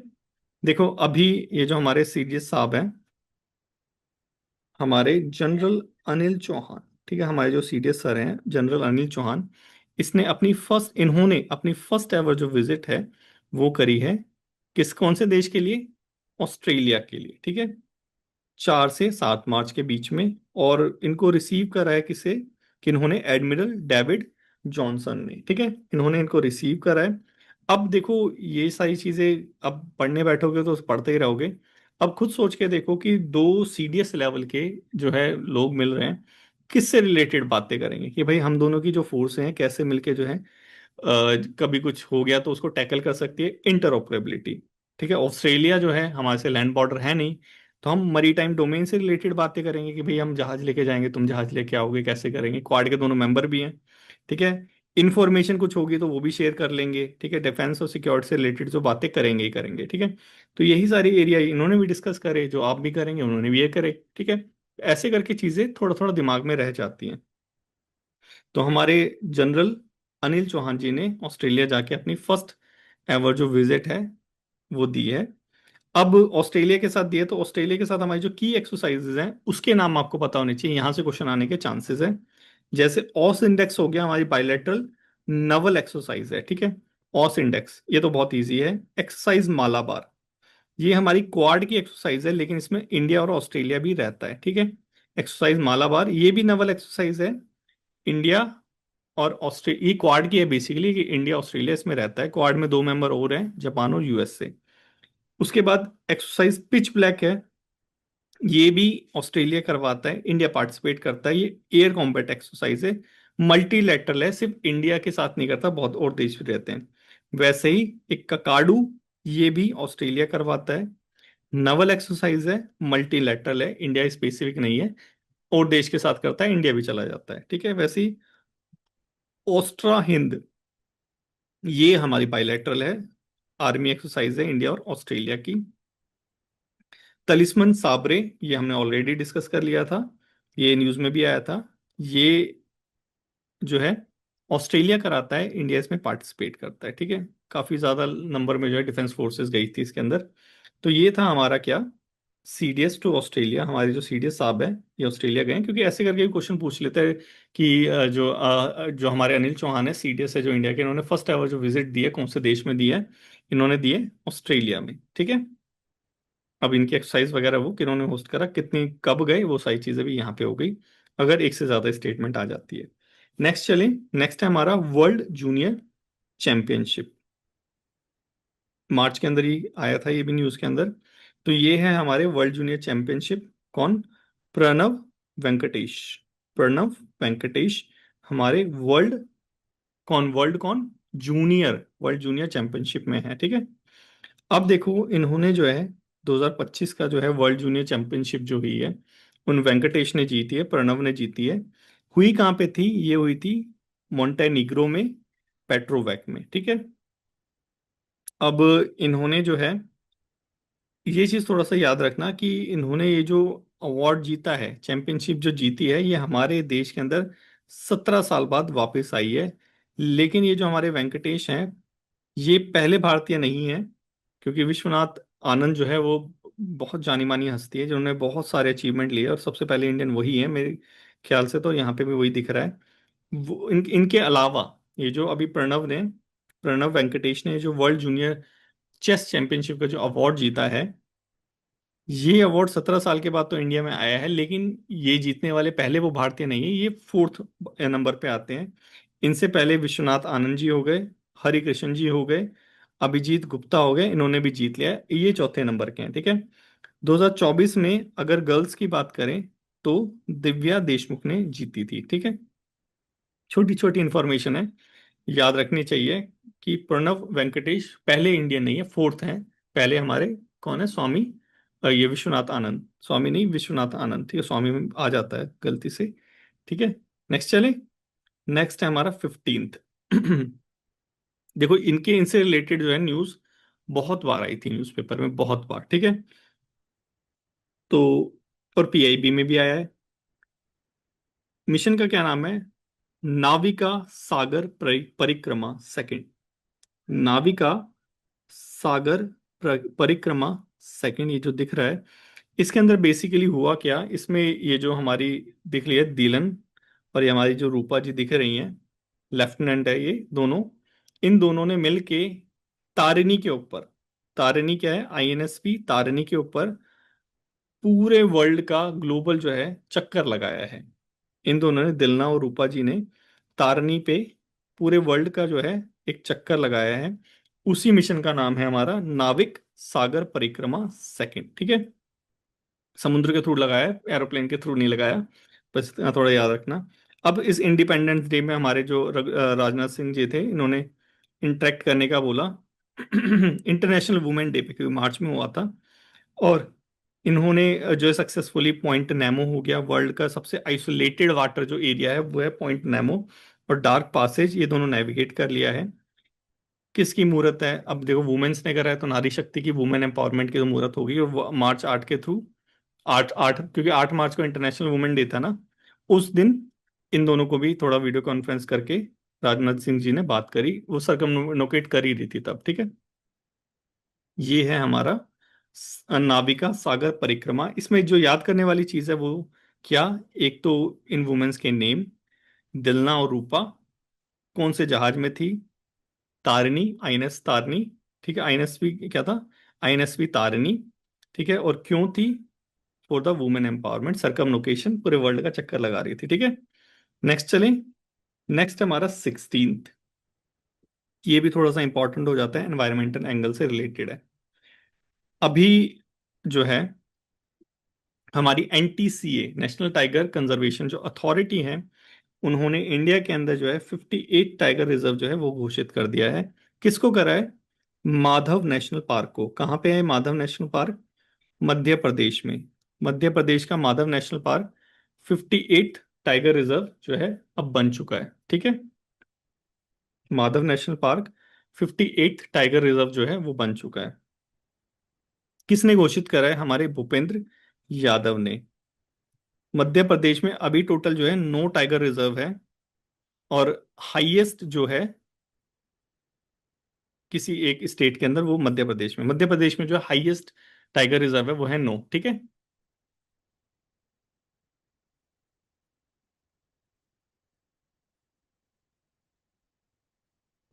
ठीक है, तो आगे चलें। लोकेशन है Shivpuri district, Chambal region. Shivpuri district, Chambal region, Madhya Pradesh, ठीक है। अब थोड़ा सा देख लेते हैं। देखो हमारे देश में क्या हो रहा था कि जब डेवलपमेंट होता है तो क्या होता है, पेड़ पौधे कटते हैं, पेड़ पौधे कटते हैं, स्पीशीज सबसे ज्यादा हैम्पर होती है। तो टाइगर्स की जो है संख्या कम हो रही थी, उसको बढ़ाने के लिए हम लेके आए क्या, प्रोजेक्ट टाइगर। एनटी से ही लेके आया था बेसिकली प्रोजेक्ट टाइगर। तो ये आया था बेसिकली कब, 1973 में। स्कीम किसके अंदर आती है, हमारी ministry of environment and climate change के अंदर, ठीक है। तो यहाँ से स्टार्ट हुआ था। उस टाइम पे जो है 9 टाइगर रिजर्व थे डिफरेंट स्टेट में। अभी तो 9 तो मध्य प्रदेश में ही है। तो ये धीरे धीरे बढ़ते बढ़ते बढ़ते बढ़ते अब यहाँ तक आ गया है कि हमारे जो टाइगर हैं वो स्वस्थ हैं एकदम, ठीक है। और 58 हो गए, 9 से 58 हो गए जो अभी माधव वहां पे जो है एस्टेब्लिश हुआ है अंडर द प्रोजेक्ट टाइगर। अब देखो, ये जो प्रोजेक्ट टाइगर था इसका पर्पस था क्या, इन सीटू कंजर्वेशन। ये क्या चीज है सर, इन सीटू कंजर्वेशन। देखो, लेट से सपोज करो तुम बीमार हो जाते हो, ठीक है। अब तुम बीमार हो जाते हो, तुम जाते हो डॉक्टर की दुकान पे, डॉक्टर की दुकान पे जाके डॉक्टर तुम्हें दवाई देता है, तुम घर पे आ जाते हो, ठीक है। तो ये जो तुम्हारा ट्रीटमेंट हुआ है ये हुआ है एक्स सीतु। क्या हुआ है, एक्स सीतु, कि तुम्हें बाहर जाना पड़ा, तुम जहां रह रहे थे वहां पे ट्रीटमेंट करने नहीं आया कोई, तुम्हें जाना पड़ा डॉक्टर की दुकान पे। तो वैसे ही कभी किसी टाइगर को कुछ हो जाता है, तो उसको पकड़ के अगर हम जू में लेके आते हैं, उसको पकड़ के अगर हम जू में लेके आते हैं, तो वो कौन सा कंजर्वेशन हुआ, वो हुआ हमारा एक्स सीतु। लेकिन अगर हम नेशनल पार्क के अंदर ही जाके जो है डॉक्टर की टीम वगैरह जाती है, और जैसे आप बीमार हो गए तो आपके घर में डॉक्टर की टीम आती है और आपको दवाई वगैरह देके जाती है, ये क्या है, इन सीतु कंजर्वेशन। इन सीतु कंजर्वेशन। तो वैसे ही टाइगर को उसी के नेचुरल हैबिटेट में आके ठीक करना, वैसे प्रोजेक्ट टाइगर का वही कंजर्वेशन जो है पर्पस था, इन सीटू कंजर्वेशन। ना कि टाइगर को पकड़ना, जू में लेके आना, उसकी ब्रीडिंग करवाना, उसकी संख्या बढ़ाना। ये प्रोजेक्ट टाइगर का जो है पर्पस नहीं है, ये है एक्स सीटू कंजर्वेशन, जो कि प्रोजेक्ट टाइगर में नहीं है। वो है इन सीटू की, उसके नेचुरल हैबिटेट में ही कैसे उसकी पॉपुलेशन बढ़ाई जाए, ठीक है। समझ आ गया प्रोजेक्ट टाइगर। इसकी इंप्लीमेंटिंग एजेंसी है एनटीसीए। एनटीसीए की full form national tiger conservation authority, 2005 में इसको एस्टेब्लिश किया गया था। अब एक क्वेश्चन मेरा बताओ कि ये जो एनटीसीए का हेड कौन है, इसका चेयरमैन कौन है, हमारे प्रधानमंत्री जी नरेंद्र मोदी जी, या फिर जो हमारे एनवायरनमेंट मिनिस्टर हैं वो। एनवायरनमेंट मिनिस्टर का नाम क्या है, भूपेंद्र यादव जी। कौन है, देखो, मैंने तुम्हें बताया था national board for wild life, ये इंपॉर्टेंट बोर्ड है काफी। इसको हेड करते हैं हमारे मोदी जी, पीएम जी, ठीक है। लेकिन जो एनटीसीए है इसको हमारे एनवायरनमेंट मिनिस्टर हेड करते हैं। एनवायरनमेंट मिनिस्टर मतलब भूपेंद्र यादव जी जो है, भूपेंद्र यादव जी जो है इसको हेड करते हैं, ठीक है। इतना थोड़ा सा तुम्हें पता होना चाहिए। इसी के अंदर एक टास्क फोर्स भी है, टाइगर टास्क फोर्स, ठीक है। अब ये जो एनटीसीए है कौन से एक्ट के अंदर बनाई गई, वाइल्ड लाइफ प्रोटेक्शन एक्ट 1972 के अंदर बनाई गई थी। एनटीसीए को कौन से एक्ट के अंदर बनाया गया था? वाइल्ड लाइफ प्रोटेक्शन एक्ट 1972 के अंदर बनाया गया था। एम स्ट्रिप, अब देखो, जब ये बना दिया, उसकी कंजर्वेशन वगैरह करेंगे तो पता कैसे कर रहे हैं ये सारे लोग कि जो है इनकी संख्या बढ़ रही है या घट रही है, कैसे पता कर रहे हैं? तो इसके लिए मेथड जो यूज करते हैं वो होते हैं M strip. M strip monitoring system for tiger. ये क्वेश्चन पूछा गया था यूपीएससी के अंदर। तो एम स्ट्रिप क्या है? एक मेथड है टाइगर के काउंट करने का, टाइगर को काउंट करने का। वैसे पग मार्क भी होता है कि उसके पैरों के निशान को देख के जो है वो कर लेते हैं। तो ये सारे मेथड हम यूज करते हैं किसके लिए? टाइगर को काउंट करने के लिए, फिर उसका कंजर्वेशन करते हैं, प्रोजेक्ट टाइगर। ठीक है, समझ आ गया? ओके, नेक्स्ट है हमारी सिप्री रिपोर्ट, 17th नंबर वाला आर्टिकल। देखो, सिप्री रिपोर्ट बेसिकली बताती है कि पूरे वर्ल्ड में कौन लोग जो है कितना हथियार खरीद रहे हैं, कितना हथियार बेच रहे हैं। तो इसलिए इम्पोर्ट थोड़ी सी इंपॉर्टेंट हो जाती है, क्योंकि इंडिया अभी तक जो था टॉप मोस्ट जो था बायर था, लेकिन अब क्योंकि हम इंडियनाइजेशन कर रहे हैं अपनी जो है वेपन्स का, इंडियनाइजेशन कर रहे हैं अपनी मिलिट्री पावर का, तो इंडिया अब सेकंड नंबर पे आ चुका है, यूक्रेन फर्स्ट नंबर पे, क्योंकि यूक्रेन में वॉर चल रही है, वो इंपोर्ट कर रहा है काफी लार्ज नंबर में वेपन्स को। सिप्री की पहले फुल फॉर्म पता होनी चाहिए। सिप्री की फुल फॉर्म है Stockholm International Peace Research Institute. और नाम सुन के ऐसा लग रहा है कि ये कोई जो है WTO या फिर जो है यूएन वगैरह की बॉडी है, UNSC की बॉडी है, लेकिन नहीं, ये क्या है? एक इंडिपेंडेंट इंस्टीट्यूट है जो पूरे वर्ल्ड में कितना ज्यादा वेपन्स की सेलिंग और बाइंग हो रही है उसके ऊपर रिपोर्ट निकालता है। ठीक है, तो वर्ल्ड लार्जेस्ट जो है आर्म इंपोर्टर कौन है? वो है हमारा यूक्रेन। 100 टाइम्स जो है इसका इंपोर्ट बढ़ चुका है वेपन्स का। इंडिया की रैंक जो है अब सेकंड नंबर पे आ चुकी है, डिक्लाइन हो चुका है इंडिया के अंदर 9.3%। 9.3% हमारा जो इंपोर्ट है वो डिक्लाइन हो चुका है। उसके बाद ये पीरियड है कौन सा? 2020 से 2024 तक, 4 सालों की रिपोर्ट है बेसिकली। पाकिस्तान की अगर बात करें, क्योंकि हमारा जो पड़ोसी मुल्क है, पाकिस्तान की बात करें तो वहां पे जो है आर्म इंपोर्ट बढ़ गया है 61%। और कहाँ से बढ़ा है? चाइना की तरफ से, चाइना सप्लाई बढ़ा रहा है। अब मोटा मोटी ये तीन चीज जहां से जो है क्वेश्चन आ जाते हैं सिप्री रिपोर्ट से, वो है एक्सपोर्टर, सबसे ज्यादा टॉप एक्सपोर्टर है हमारा यूएसए। पूरे वर्ल्ड में 43% जो एक्सपोर्ट करता है वो हमारा यूएसए करता है। दूसरे नंबर पे फ्रांस, तीसरे नंबर पे रशिया। इंपोर्टर की बात करें तो सिप्री रिपोर्ट के अकॉर्डिंग यूक्रेन सबसे ज्यादा, फिर इंडिया, फिर सऊदी अरेबिया। ठीक है, ये थोड़ा सा आपको पता होना चाहिए हमारी सिप्री रिपोर्ट के बारे में। इससे ज्यादा इसमें जानने के लिए कुछ भी नहीं है। नेक्स्ट चलें। नेक्स्ट है हमारा वर्ल्ड एयर क्वालिटी रिपोर्ट 2024। ये थोड़ा सा यहाँ पे इंपॉर्टेंट है, क्योंकि यहाँ पे और भी चीजें हम यहाँ पे देखेंगे। ठीक है, क्योंकि यहाँ से क्वेश्चन आता है, यहाँ से क्वेश्चन आता है वर्ल्ड क्वालिटी। क्योंकि आपको भी पता होगा सर्दियों के दिनों में जो है दिल्ली जो है गैस चैम्बर बन जाता है। ये गैस चैम्बर वाला वर्ड जो है सुप्रीम कोर्ट ऑफ इंडिया के एक जज ने यूज करा था। तो from that point of view हम थोड़ा सा देख लेते हैं, क्योंकि ये न्यूज़पेपर में था। वर्ल्ड एयर क्वालिटी रिपोर्ट 2024 जो रिलीज हुई, रिलीज किसने करी? रिलीज करी एक Swiss air quality technology company है, IQ एयर। IQ एयर उसने रिलीज करी। अकॉर्डिंग टू दिस रिपोर्ट, जो पूरे वर्ल्ड में 20 जो मोस्ट पॉपुलेटेड सिटीज है, उनमें से 13 जो है हमारे भारत के अंदर है। पॉल्यूटेड, नॉट पॉपुलेटेड, पॉल्यूटेड जो सिटीज है उनमें 13 हमारे भारत में है। और सबसे ज्यादा टॉप में कौन है? हमारी ब्रिनिहात, असम। टॉप में कौन है हमारा? ब्रिनिहात, असम। उसके बाद जो है बाकी अदर कंट्रीज हैं। इंडिया रैंक फिफ्थ आता है मोस्ट पॉल्यूटेड कंट्रीज में इन 2024। देखो, ये तो हमारी स्विस एयर क्वालिटी टेक्नोलॉजी की रिपोर्ट हो गई, जो 2024 में रिलीज हुई थी और द हिंदू के अंदर आई थी।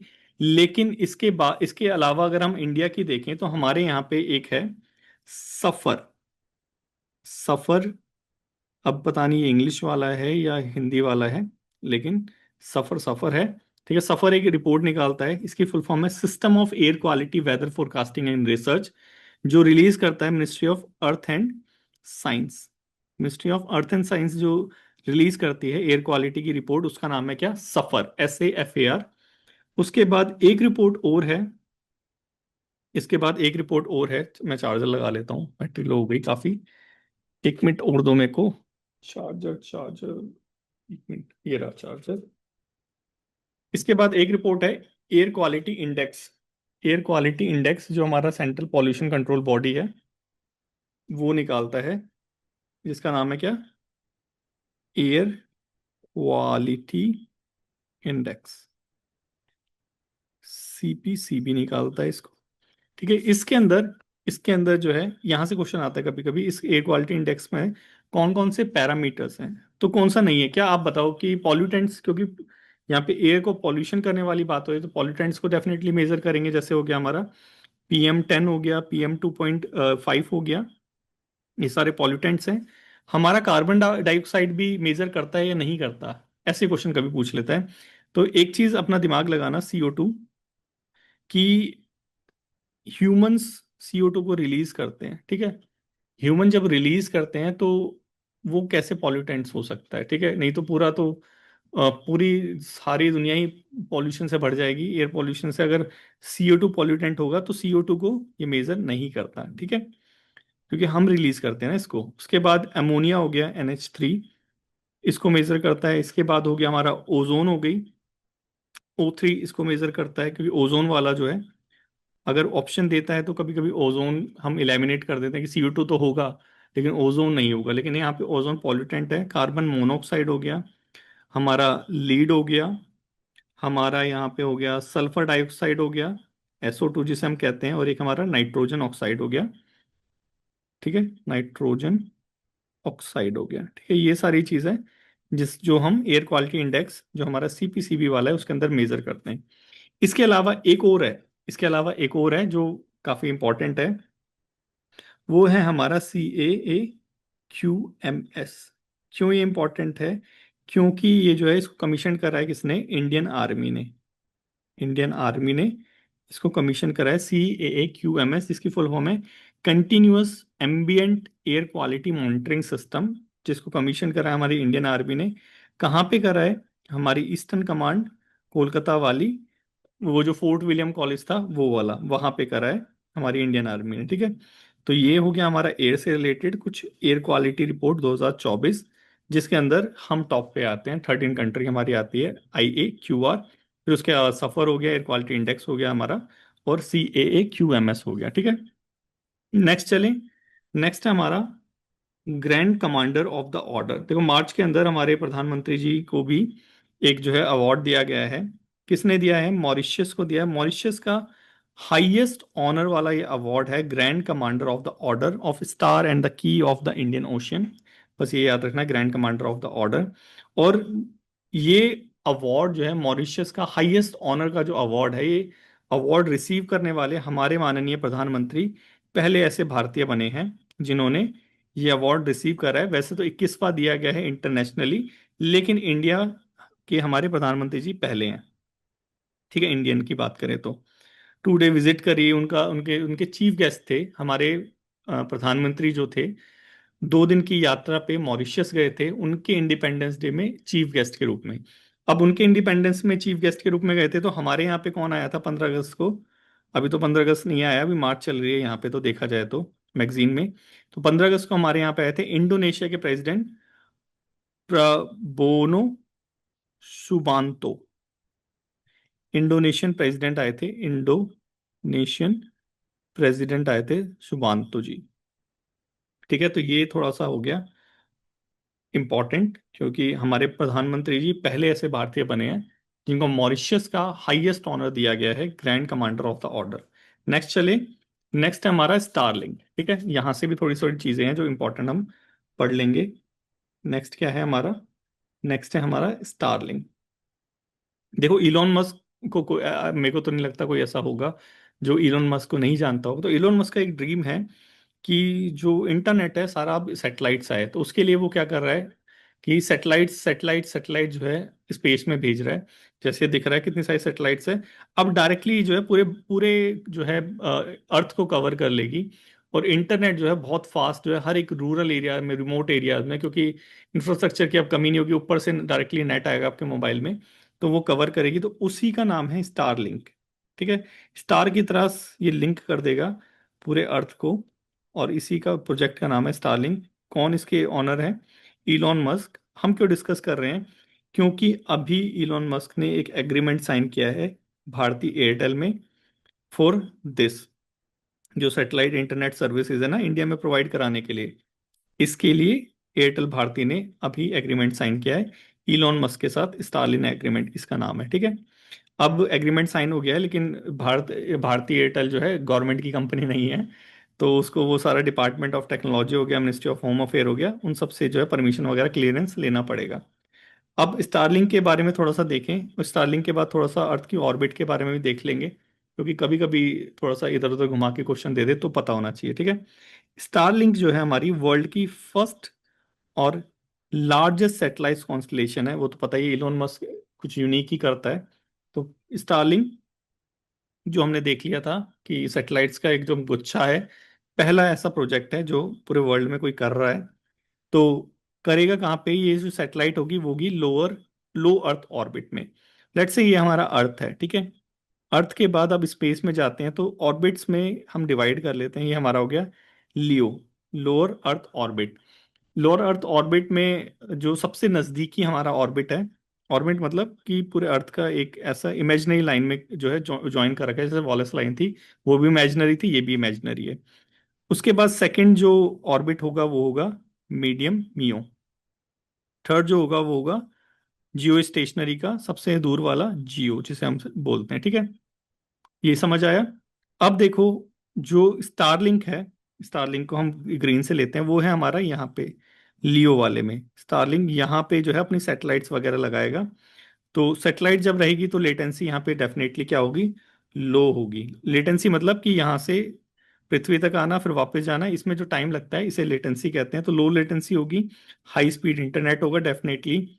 इसके लिए स्टारलिंक प्रोजेक्ट है। लेकिन अगर दूसरे ऑर्बिट्स की बात करें, लेट्स से हम मियो की बात करते हैं, मीडियम वाला, तो इसके अंदर हम जैसे जीपीएस सेटेलाइट हो गई, जीपीएस जो सेटेलाइट्स हो गई, वो हमारी इस मियो में रहती है। इसे मोल निया ऑर्बिट भी बोलते हैं। कौन सा ऑर्बिट?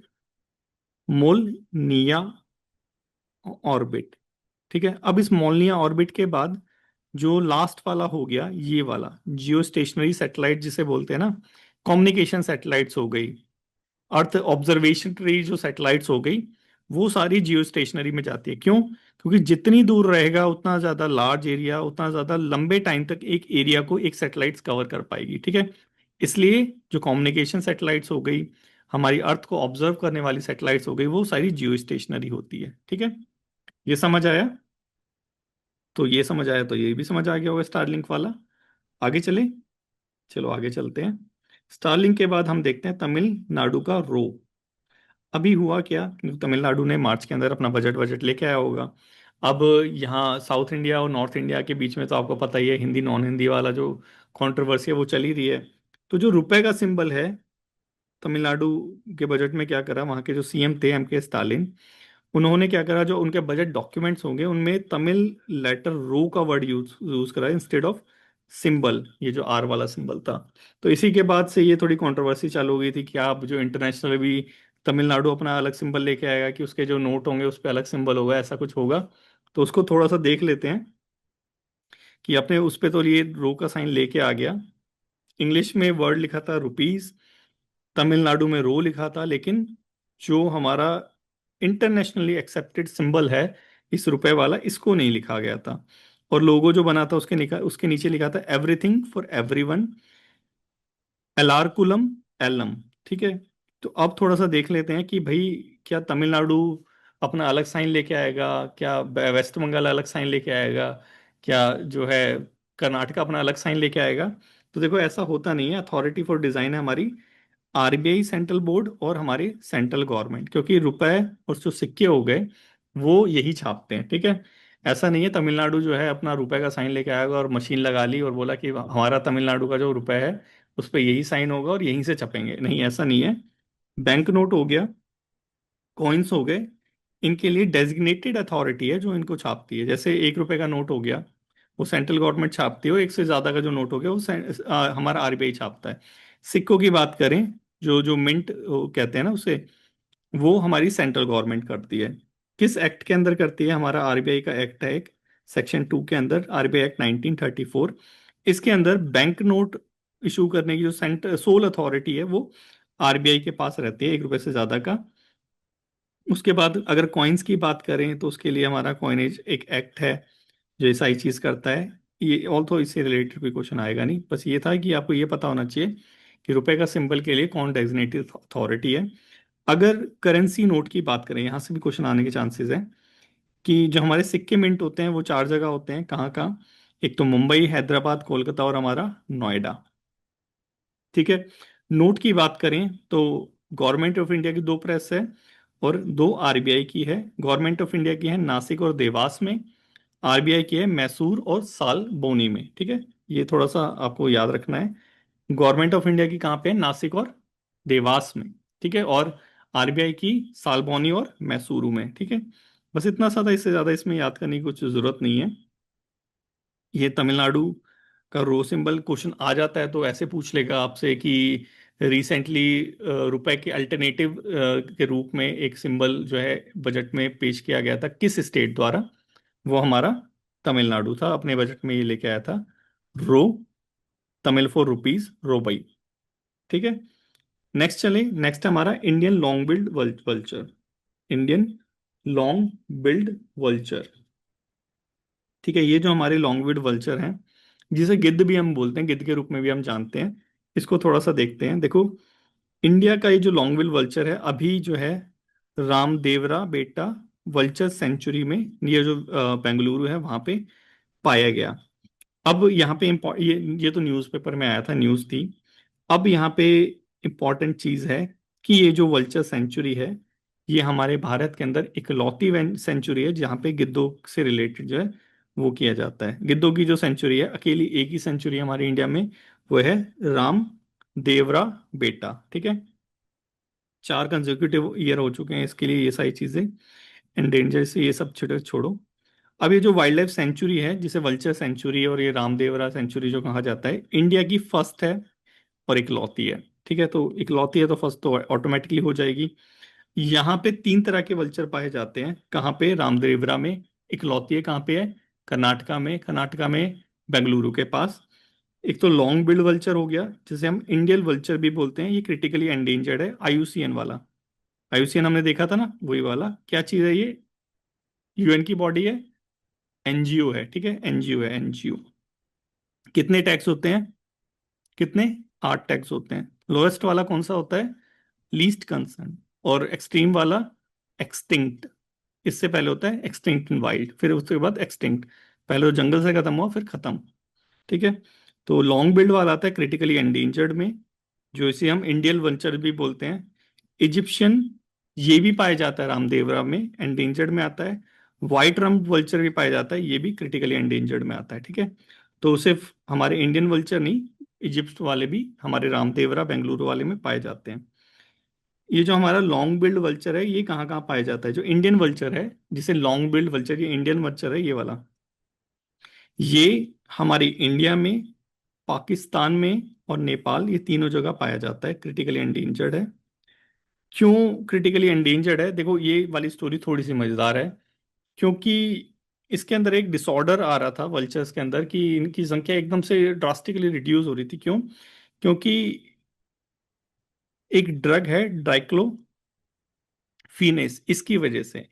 अब ये जो डाइक्लोफिनेस है, पेन रिलीवर बेसिकली इसे बोलते हैं। ठीक है, तो ये जो डाइक्लोफिनेस है, अब आप बोलोगे कि ये इंसानों को तो खा नहीं रहे, वो अलग बात है कि एक जो पारसी धर्म होता है उसके अंदर ये गिद्धों को जो है बॉडी को खिलाया जाता है आफ्टर दैट। बट ये जो डाइक्लोफिनेस है ये वल्चर्स के पेट में आ कैसे रहा था? वो फिर उसके अंदर जाके ये टॉक्सिसिटी पैदा कर रहा था और फिर मर जा रहे थे। क्योंकि ये जो डाइक्लोफिनेस है ये जो दुधारू पशु होते हैं उनके अंदर उनको दिया जाता है ताकि उनके दूध की मात्रा बढ़ जाए। ठीक है, अब उसकी वजह से अब वो जो है, जब वो दूध देना बंद कर देते हैं, उनको छोड़ देते हैं, वो मर जाते हैं। तो उसको खा के जो वल्चर था उसके अंदर जो है ये टॉक्सिसिटी पैदा हो रही थी, इसकी वजह से उनकी संख्या कम जा रही थी। तो यहाँ पे डाइक्लोफिनेस थोड़ा सा न्यूज में आ गया था। ठीक है, तो ये हो गया हमारा इंडियन वल्चर लॉन्ग बिल्ड वाला। कहाँ पे पाया गया अभी? रामदेवरा सेंचुरी। कहाँ पे है? Karnataka, Bengaluru near by. ठीक है, नेक्स्ट चले।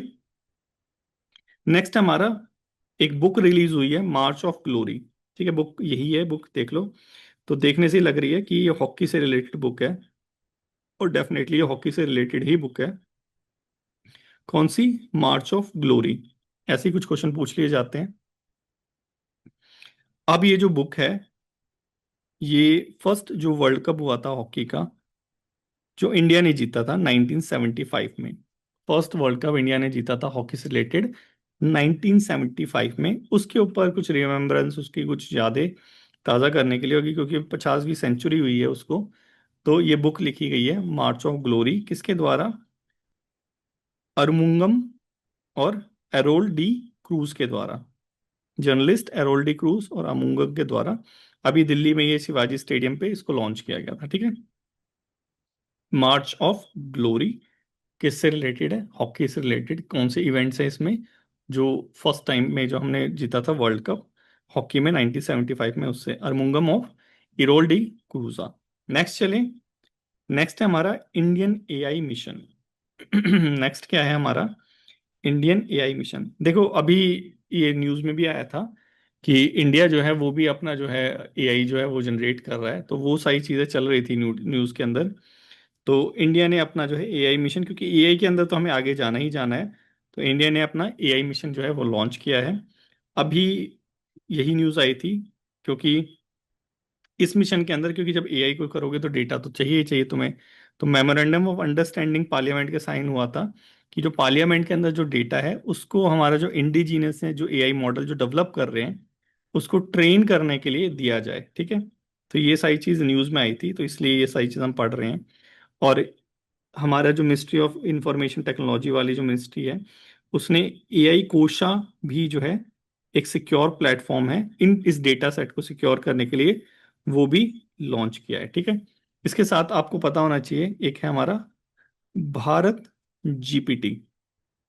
क्या चीज? भारत जीपीटी। चैट जीपीटी का भारत जीपीटी, ठीक है।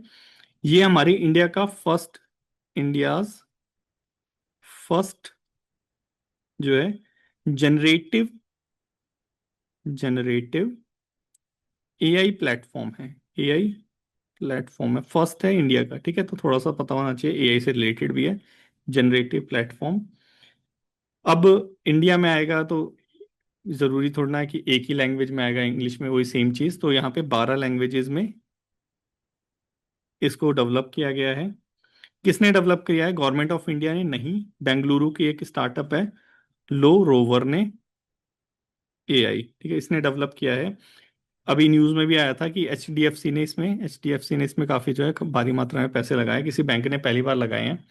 तो थोड़ा सा ये भारत जीपीटी अभी सुर्खियों में भी था। गवर्नमेंट ऑफ इंडिया का नहीं है, लेकिन भारत का पहला है, ये तो पता होना चाहिए, ठीक है। अब एआई मिशन का एम क्या होगा? अब आप बताओ क्या एम होगा? देखो, अब एआई को डेवलप करना है, तो इनोवेशन हो गया, पार्टनरशिप हो गया, ये सारी चीजें ही रहेंगी। इंफ्रास्ट्रक्चर में यहाँ पे 10,000 प्लस जीपीयूज जो हैं वो लगाए गए हैं कंप्यूटिंग के लिए। अब फोकस एरिया बेसिकली यही रहेगा, एआई की ग्रोथ हो, डेमोक्रेटाइजेशन हो एआई का, सबके पास जाए, इंडिजीनियस एआई कैपेबिलिटी डेवलप, वही सारी चीज़ें होंगी। घुमा फिरा के इंडिजीनियसली डेवलप करना है एआई को, इसलिए एआई इंडिया मिशन जो है वो है। कौन सी मिनिस्ट्री के अंदर आता है एआई इंडिया मिशन? देखो, मिनिस्ट्री ऑफ टेक्नोलॉजी है, वही मेती हमारा, उसी के अंदर आता है।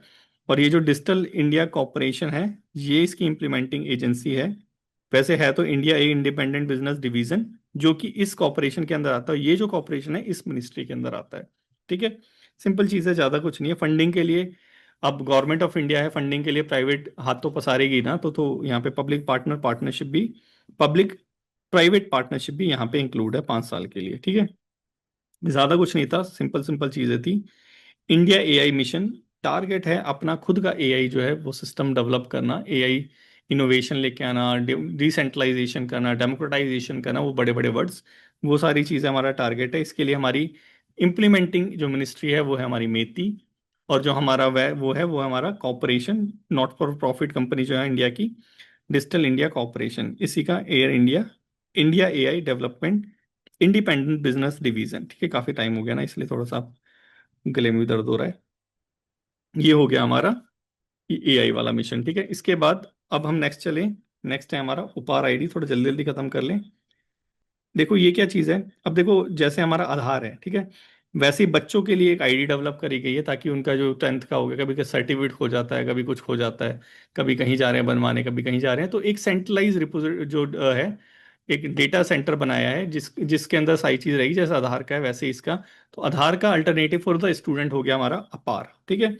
अब आप कोई कॉलेज वॉलेज जाएंगे तो आपके अपार आईडी वगैरह मांगेंगे मांगेंगे, लेकिन ये मैंडेटरी नहीं है, जैसे आधार नहीं है, लेकिन हर जगह मांग रहे हैं, ठीक है।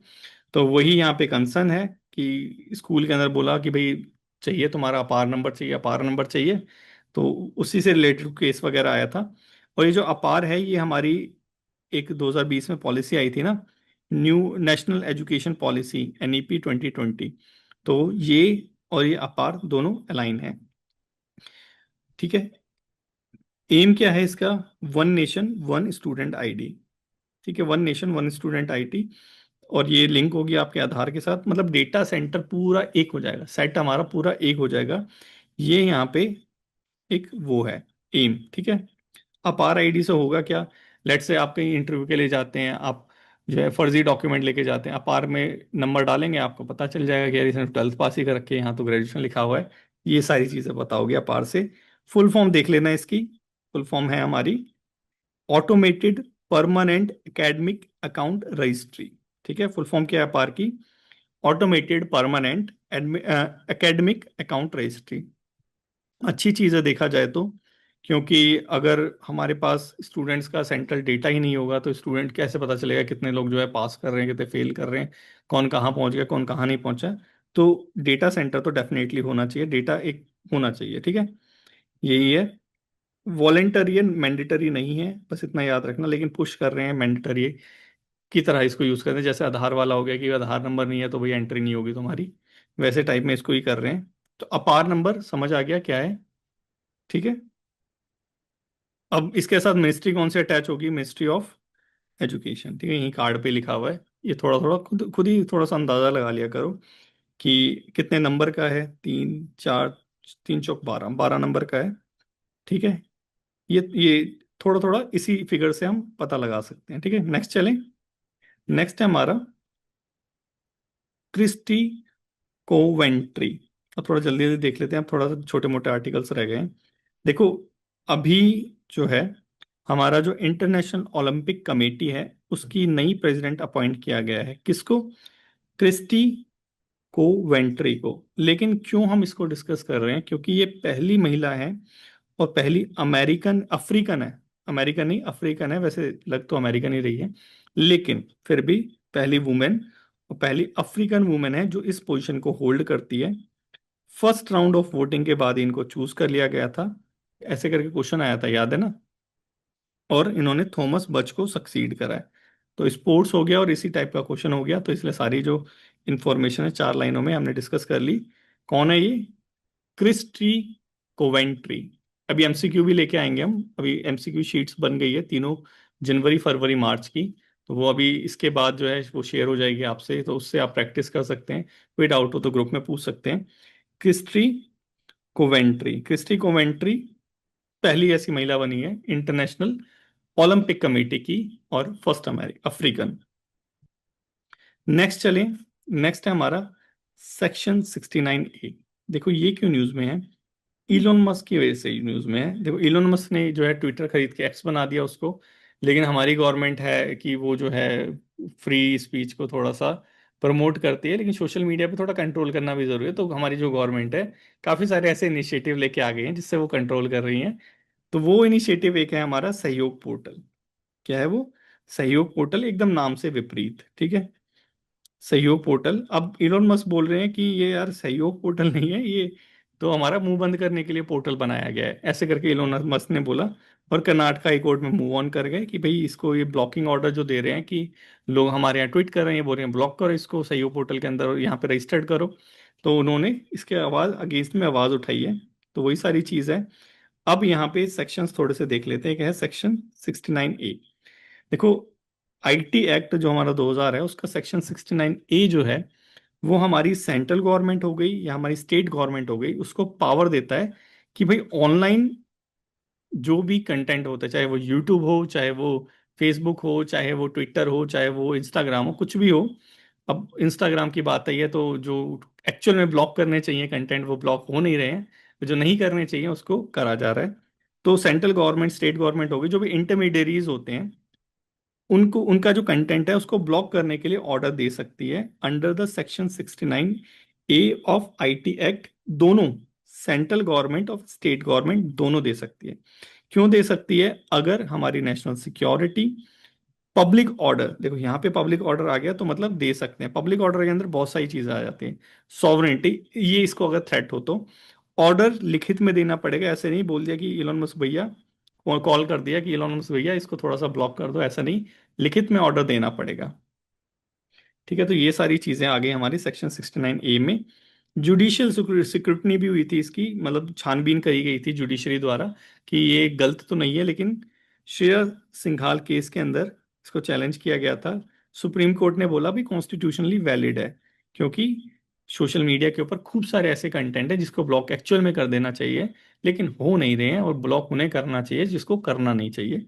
तो चलो जो भी हो रहा है, लेकिन हमें पता चल गया कि सेक्शन 69A आईटी एक्ट है उसके पीछे। और इलोन मस्क भैया जो है वो लड़ रहे हैं कि ये सहयोग पोर्टल जो है असहयोग आंदोलन में कन्वर्ट कर देंगे इसको। ठीक है, समझ आ गया। सेक्शन 69A कब जो है लगा सकते हैं, कौन से ग्राउंड है? जब सॉवरेनिटी, इंटीग्रिटी और डिफेंस ऑफ इंडिया जो है खतरे में हो, स्टेट की सिक्योरिटी को मेंटेन करना हो, पब्लिक ऑर्डर, ये बहुत पावरफुल है, क्योंकि पब्लिक ऑर्डर के अंदर बहुत सारी चीजें हो गई, वो सारी चीजें हों, या फिर कोई ऑफेंस कर रहा हो, या हमें फॉरेन स्टेट के साथ कोई जो फ्रेंडली रिलेशन मेंटेन कर रहे हो, तो हम सेक्शन 69 का ए जो है यूज कर सकते हैं for the blocking online contents. ठीक है, अब हमारी गवर्नमेंट ऑफ इंडिया लेके आ गई है Sahyog portal. Ministry of home affair, Amit Shah ji की मिनिस्ट्री जो है वो लेके आई है इस सहयोग पोर्टल को, जिसके लिए इलोन मस्क बोल रहे हैं ये सहयोग पोर्टल नहीं है, ये तो असहयोग पोर्टल है। किस लिए है? मिशन है साइबर क्राइम को रोकना।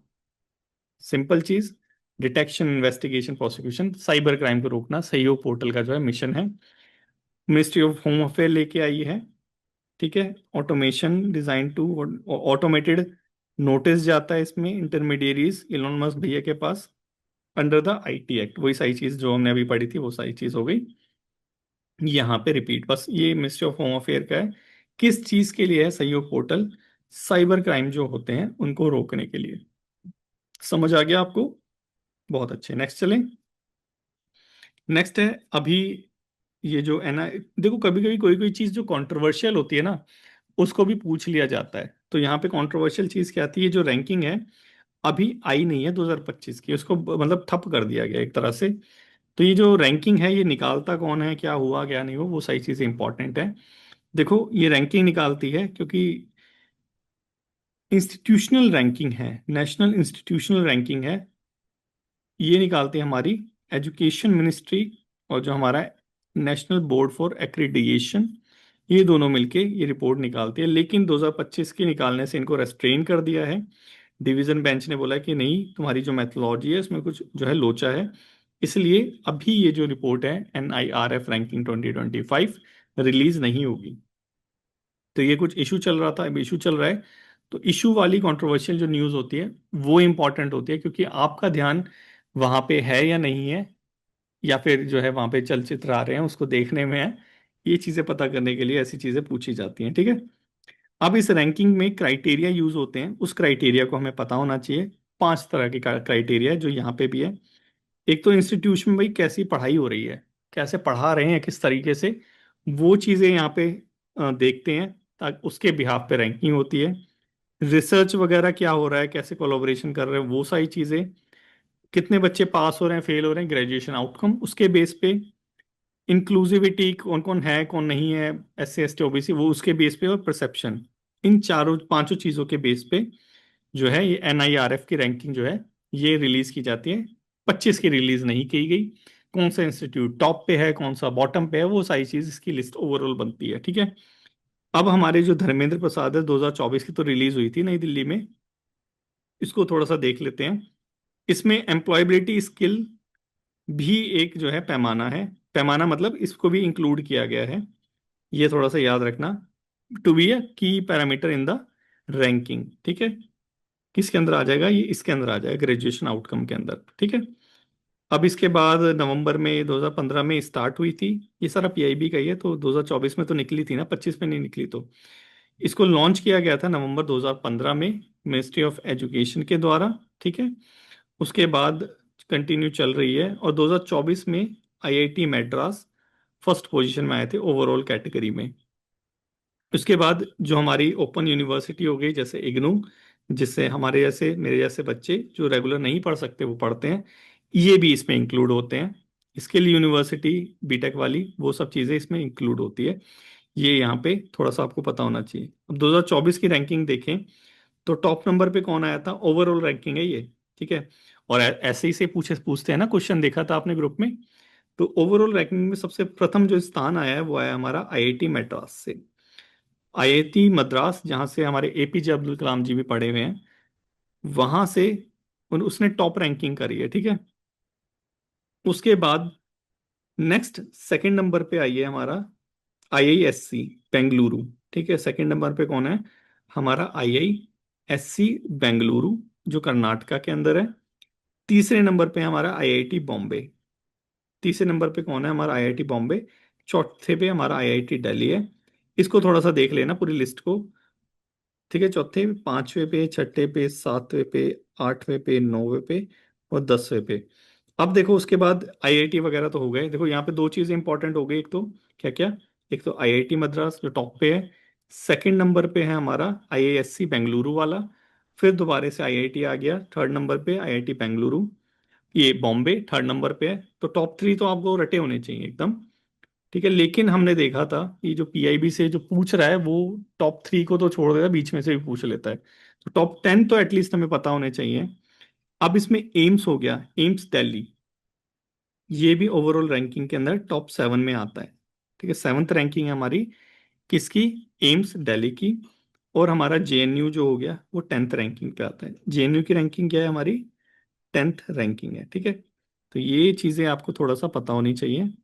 ये हो गया हमारा एनआईआरएफ की रैंकिंग 2025, जो कि रिलीज नहीं हुई पैरामीटर्स की वजह से। पैरामीटर्स हमने देख लिए, 2024 में रिलीज हुई थी। क्या क्या इसमें चीज़ थी, इंक्लूड थी क्या नहीं थी, वो सारी चीज़ देख ली, ठीक है। अब ये हमारा जो एआई इंडिया मिशन था वो तो हमने देख ही लिया। एआई जो है घोष, ये संग्रह घोष करके कुछ वो रिलीज भी हुआ था, मेती ने रिलीज करा था। अब सारी चीज इंडिजीनियस हो रही है। वेपन में देखा, सिपरी में हमारा सेकंड पोजीशन आ गया, हम काफी डाउन 9.3% जो हमने वेपन इंपोर्ट करे थे वो रिड्यूस कर दिए हैं। तो हम वेब ब्राउजर में कैसे पीछे रह सकते हैं, ठीक है। तो इंडिया जो है अब अपना वेब ब्राउजर भी जो है वो लाने वाली है। इसके लिए इंडिया का वैसे फर्स्ट जो है वेब ब्राउजर है हमारा, जिसका नाम क्या है, ऊला। ऊला इंडिया का फर्स्ट जो है हमारा इंडिजीनियस वेब ब्राउजर है। इसके लिए हमारी गवर्नमेंट ने एक जो है पूरा एक कंपटीशन टाइप का वो चलाया था। तो जूहो कॉरपोरेशन ने अपना जो ऊला बनाया है, इसको 1 करोड़ रुपए का हमारी इंडियन गवर्नमेंट ने रिवार्ड दिया है, ठीक है। अब कोई जैसे लेट्स से आपने कोई वेबसाइट वगैरह खरीद ली, तो आपको जो है एक रूटिंग सर्टिफिकेट भी जो है वो करना पड़ता है। नहीं तो वो दिखाता है कि ये जो वेबसाइट है, कभी कभी गवर्नमेंट ऑफ इंडिया का उनका जो एसएसएल ये वाला जो सर्टिफिकेट है, हमने भी ले रखा है एसएसएल सर्टिफिकेट, तो ये कभी कभी खत्म हो जाता है। तो वो दिखाता है कि ये जो साइट है ये सिक्योर नहीं है। तो ये जो एसएसएल सर्टिफिकेट है ये इशू करती है एक रूट सर्टिफाइंग अथॉरिटी, ठीक है। ये तो हमारा ओला वाला तो हो गया, ठीक है। तो अब ये जो रूट सर्टिफाइंग अथॉरिटी है ये इशू करती है, ये हमारे यहाँ पे इंडिया में डेवलप हो रही है। इंडियन रूट सर्टिफिकेट हम डेवलप कर रहे हैं। हमारे जो कंट्रोलर ऑफ सर्टिफाइंग अथॉरिटी, ये जो मैती मिनिस्ट्री के अंदर आते हैं, ये इन्होंने डेवलप किया है इंडिया का अपना एक root certificate, web browser then एक रूट सर्टिफिकेट। और हमारी अकेली इकलौती इंडियन कंपनी है पूरे वर्ल्ड के अंदर जो ये जो trusted root certificate issuing authority है अभी, उसका नाम क्या है, उसका नाम है e Mudhra em sign. Only Indian company, only पूरे वर्ल्ड में। क्योंकि जब भी आप देखेंगे वेबसाइट, ओला तो हमारा हो गया ये देसी वेब ब्राउजर, लेकिन अब वेबसाइट देखेंगे, जब भी आप वेबसाइट डालते हैं, लेट से कुछ भी .com डालेंगे, तो जब वेबसाइट खुलती है तो कोई कोई वेबसाइट में दिखाता है कि ये सिक्योर नहीं है, ठीक है। यहाँ पे अपना जो है पर्सनल इंफॉर्मेशन शेयर मत करना। तो वो जो सिक्योर नहीं है दिखाता है, उसका मतलब उनके पास एसएसएल सर्टिफिकेट नहीं है। और अटैकर्स वगैरह से भी बचा लेता है ये सर्टिफिकेट। तो ये सर्टिफिकेट मोर और लेस हर जो जो भी होते हैं उनको खरीदना पड़ता है, हमने भी ले रखा है। तो ये इशू करने वाली अथॉरिटी जो है पूरे वर्ल्ड में कौन है? इंडियन। ईएम, ई मदुरा, ईएम साइन, ठीक है। बस ये थोड़ा सा याद रखना, थोड़ा सा कॉम्प्लिकेटेड है लेकिन आ रखा था न्यूज़ में, और पीआईबी में भी आ रखा है। तो बताना चाहिए। जूहो ने क्या विन करा है? जो वेब ब्राउजर चैलेंज था उसको, ठीक है। और पहला वेब ब्राउजर इंडिया का बन चुका है कौन सा? ऊला। नेक्स्ट चलें। संगीत कलानिधि अवार्ड, देखो अभी हमने 2024 के तो डिस्कस कर रहे थे, टीएम कृष्णा बने थे। अब ये 2025 के आ गए हैं, जिसका संगीत कलानिधि अवार्ड दिया गया है किसको? आर के श्रीराम कुमार को। किसके लिए? वॉयलिन, सितार बजा रहे हैं, दिख भी रहा है यहाँ पे फोटो में, ठीक है। कौन देता है? हमने ये ऑलरेडी पढ़ चुके हैं। Music academy award. Music academy ये अवार्ड देती है, संगीत Kalanidhi award, south and India के लिए, क्लासिकल लैंग्वेज के लिए, ठीक है। हमने सब पढ़ा हुआ है ये वाला। इसके बाद संगीत Kalanidhi award Madras music academy देती है। हाईएस्ट ऑनर है कार्नेटिक म्यूजिक का। क्या क्या देती है? गोल्ड मेडल देती है, साथ में एक बिरुदु पात्रा देती है, साइटेशन जिसे कहते हैं वो देती है। अब ये जो म्यूजिक मद्रास म्यूजिक एकेडमी है, इसका जो रिलेशन है, ये आपको जो हमारे इंडियन नेशनल कांग्रेस के अंग्रेजों के टाइम में मद्रास सेशन हुआ था ना 1927 में, उसका उससे ओरिजिन यहाँ पे देखने को मिल जाएगा। उसका ऑफशूट यहाँ पे बोला गया है मद्रास म्यूजिक एकेडमी का। आईएनएस मद्रास सेशन के, जब जो इंडियन नेशनल कांग्रेस का सेशन हो रहा था ना 1927 में मद्रास हुआ था, तो उसमें ये एकेडमी भी निकल के आई थी। बोलने वाला ये मतलब है, ठीक है। कार्नेटिक म्यूजिक के लिए डेफिनेटली जो है इंपॉर्टेंट रोल है। ये सारी चीज़ हम डिस्कस कर चुके हैं ऑलरेडी। हमारे यहाँ पे दो जॉनरे हैं, कार्नेटिक हो गया, हिंदुस्तानी हो गया। हमने शायद फर्स्ट में या सेकंड में जनवरी या फिर फरवरी की मैगजीन में देख लिया था। ये थोड़ा सा देख लो। ये हमारा जो है संगीत कलानिधि अवार्ड किसको मिला है? संगीत कलानिधि अवार्ड मिला है हमारे ये हमारे श्रीराम कुमार को, आर के श्रीराम कुमार को वायलिन के लिए। नित्य कलानिधि अवार्ड मिला है हमारा उर्मिला सत्यनारायणा को। संगीत काला आचार्य अवार्ड मिला है हमारा वोकलिस्ट श्यामल वेंकट रमन को और टी आर गोविंद रंजन को। और टीटी के अवार्ड मिला है हमारा कथकली आर्टिस्ट मदाम्बी सुब्रमण्यम नामबूत्री और veena player JT Jayaraj Krishna and Jayashree Jayaraj Krishnan को। ये थोड़ा भाई रटना पड़ेगा आपको, क्योंकि एक बार में ये दिमाग में नहीं बैठने वाला। वॉयलिनिस्ट वाला तो बैठ जाएगा, ये जो हमारा जो है आर के श्रीराम कुमार वाला, कि इनको संगीत कलानिधि अवार्ड, जो कि कार्नेटिक म्यूजिक हाईएस्ट अवार्ड है जो मद्रास एकेडमी देती है, जो ओरिजिन हुई थी आईएनएस मद्रास 1924 के सेशन में, वो देती है, दिया गया है आर के श्रीराम को, ठीक है। इसके अलावा किस किस को दिया गया वो भी हमने थोड़ा थोड़ा देख लिया, ये थोड़ा सा देखना है, यहाँ से भी क्वेश्चन आ सकते हैं। नेक्स्ट चले 59th ज्ञानपीठ अवार्ड। अवार्ड से रिलेटेड तो बहुत सारे क्वेश्चन पूछे गए थे आपके अंदर एग्जाम के अंदर, तो अवार्ड को छोड़ना नहीं है। 59th ज्ञानपीठ अवार्ड दिया गया है किसको? विनोद कुमार शुक्ला जी को। और आपको पता होना चाहिए कि ये जो हमारा ज्ञानपीठ अवार्ड है, हाईएस्ट लिटरेरी ऑनर अवार्ड है। हाईएस्ट मतलब सबसे ज्यादा जो टॉप लेवल का अवार्ड है वो यही है, ज्ञानपीठ अवार्ड लिटरेचर में। इनको दिया गया है हिंदी राइटिंग के लिए, और ये 12वें ऐसे भारतीय हैं जिनको ये अवार्ड हिंदी राइटिंग में दिया गया है। और फर्स्ट ऐसे रिसिपिएंट है छत्तीसगढ़ से, तो हमारे विनोद कुमार शुक्ला जी छत्तीसगढ़ से हैं, हिंदी राइटर, जिन्हें 59th 60 से कम ज्ञानपीठ अवार्ड दिया गया है। क्या क्या दिया जाता है इसमें? 11 लाख रुपए की राशि, सरस्वती का एक जो है प्रतिबिंब ब्रॉन्ज का बना हुआ, गोल्ड का नहीं, और एक साइटेशन, ठीक है। ओल्डेस्ट हाईएस्ट लिटरेरी अवार्ड देख लिया था हमने। एनुअली हर साल दिया जाता है, स्टार्ट हुआ था 1961 से। लिटरेचर में कंट्रीब्यूशन के लिए कौन कौन सी लैंग्वेज के लिए दिया जाता है ज्ञानपीठ अवार्ड? जो कि 59th किसको दिया गया? शुक्ला जी को, छत्तीसगढ़ से पहले भारतीय हैं और 12वें हिंदी राइटर है जिनको दिया गया है। तो ये दिया जाता है हमारे 8th शेड्यूल के अंदर, जो 22 लैंग्वेजेस लिखी गई है, जिसके अंदर इंग्लिश नहीं आती, उनके लिए दिया जाता है, प्लस इंग्लिश के लिए भी दिया जाता है। मतलब टोटल 23 लैंग्वेजेस के लिए ज्ञानपीठ अवार्ड दिया जाता है। और मरणोपरांत नहीं दिया जाता है। एक बार मतलब राइटर जी चले गए इस दुनिया को छोड़ के, तो उनको ज्ञानपीठ अवार्ड नहीं दिया जाएगा। देता कौन है? भारतीय ज्ञानपीठ एकेडमी देती है। जिसके फाउंडर कौन है हमारे? शाहू शांति प्रसाद जैन। ठीक है, बस इससे ज्यादा मत याद करो, क्योंकि ये किस लिए दिया जाता है? हमें लिटरेचर के लिए दिया जाता है। रिसर्च करोगे नई अपनी जो है इनोवेटिव कुछ लेके आओगे, उसके लिए दिया जाता है। तो बस इतना ही ध्यान में रखना काफी है। नहीं तो किसी भी न्यूज में घुसोगे तो बहुत सारी न्यूज निकल के आती हैं। ठीक है, नेक्स्ट चले। नेक्स्ट है हमारा आईकेमी 2025 पीआईबी की डायरेक्ट रिपोर्ट। देखो यही वाला वो था शायद जिसके लिए मैंने बोला था। ये बेटी बेसिकली मल्टीनेशनल एक्सरसाइजेज है, जिसके अंदर अफ्रीका, इंडिया जो है की मरीटाइम एंगेजमेंट कर रही है। अफ्रीका और इंडिया का है बेसिकली। अफ्रीकन कंट्री है या फिर इंडिया है, तीसरी कोई कंट्री नहीं है। इसलिए आईके में इसको नाम दिया गया है। मल्टीनेशनल इसलिए है क्योंकि अफ्रीका की बहुत सारी कंट्रियां इसमें इंक्लूड है। 10 अफ्रीकन कंट्रीज में इंक्लूड है। नवल एक्सरसाइजेज है। को होस्ट करी थी तंजानिया की डिफेंस फोर्स ने और इंडियन नेवी ने। कहाँ पे करी थी? दर अस इस्लाम में, तंजानिया में ये करा गया था 13 अप्रैल को। और मार्च के अंदर द हिंदू के अंदर ये आया था। ठीक है, तो पीआईबी और वो द हिंदू वाला कॉम्बो यहाँ पे हो गया। ठीक है, अब हमारा एक इनिशिएटिव है महासागर इनिशिएटिव। आपको पता होना चाहिए हमारे मोदी जी जो है बोलते हैं कि इस पूरे इंडियन ओशन को हम जो है सिक्योर कर लेंगे। मरीटाइम सिक्योरिटी और रीजनल कॉपरेशन के लिए हमारा इनिशिएटिव है महासागर इनिशिएटिव। इसी के अंदर ये दो इनिशिएटिव है, आईओएस सागर और आईकी में। आईकी में तंजानिया में दरुसलाम वहां पे हुआ था। और जो हमारा इंडियन ओशन शिप सागर इनिशिएटिव है, आईओएस इनिशिएटिव, इसके अंदर 9 अफ्रीकन कंट्रीज हैं जो सिमिलरली उसी टाइम पे वहां पे आ जाएंगी। तो वहीं पे सारी चीज ये भी हो रही है। ठीक है, पोर्ट कॉल और जॉइंट सर्विलांस इतना याद रखने की जरूरत नहीं है।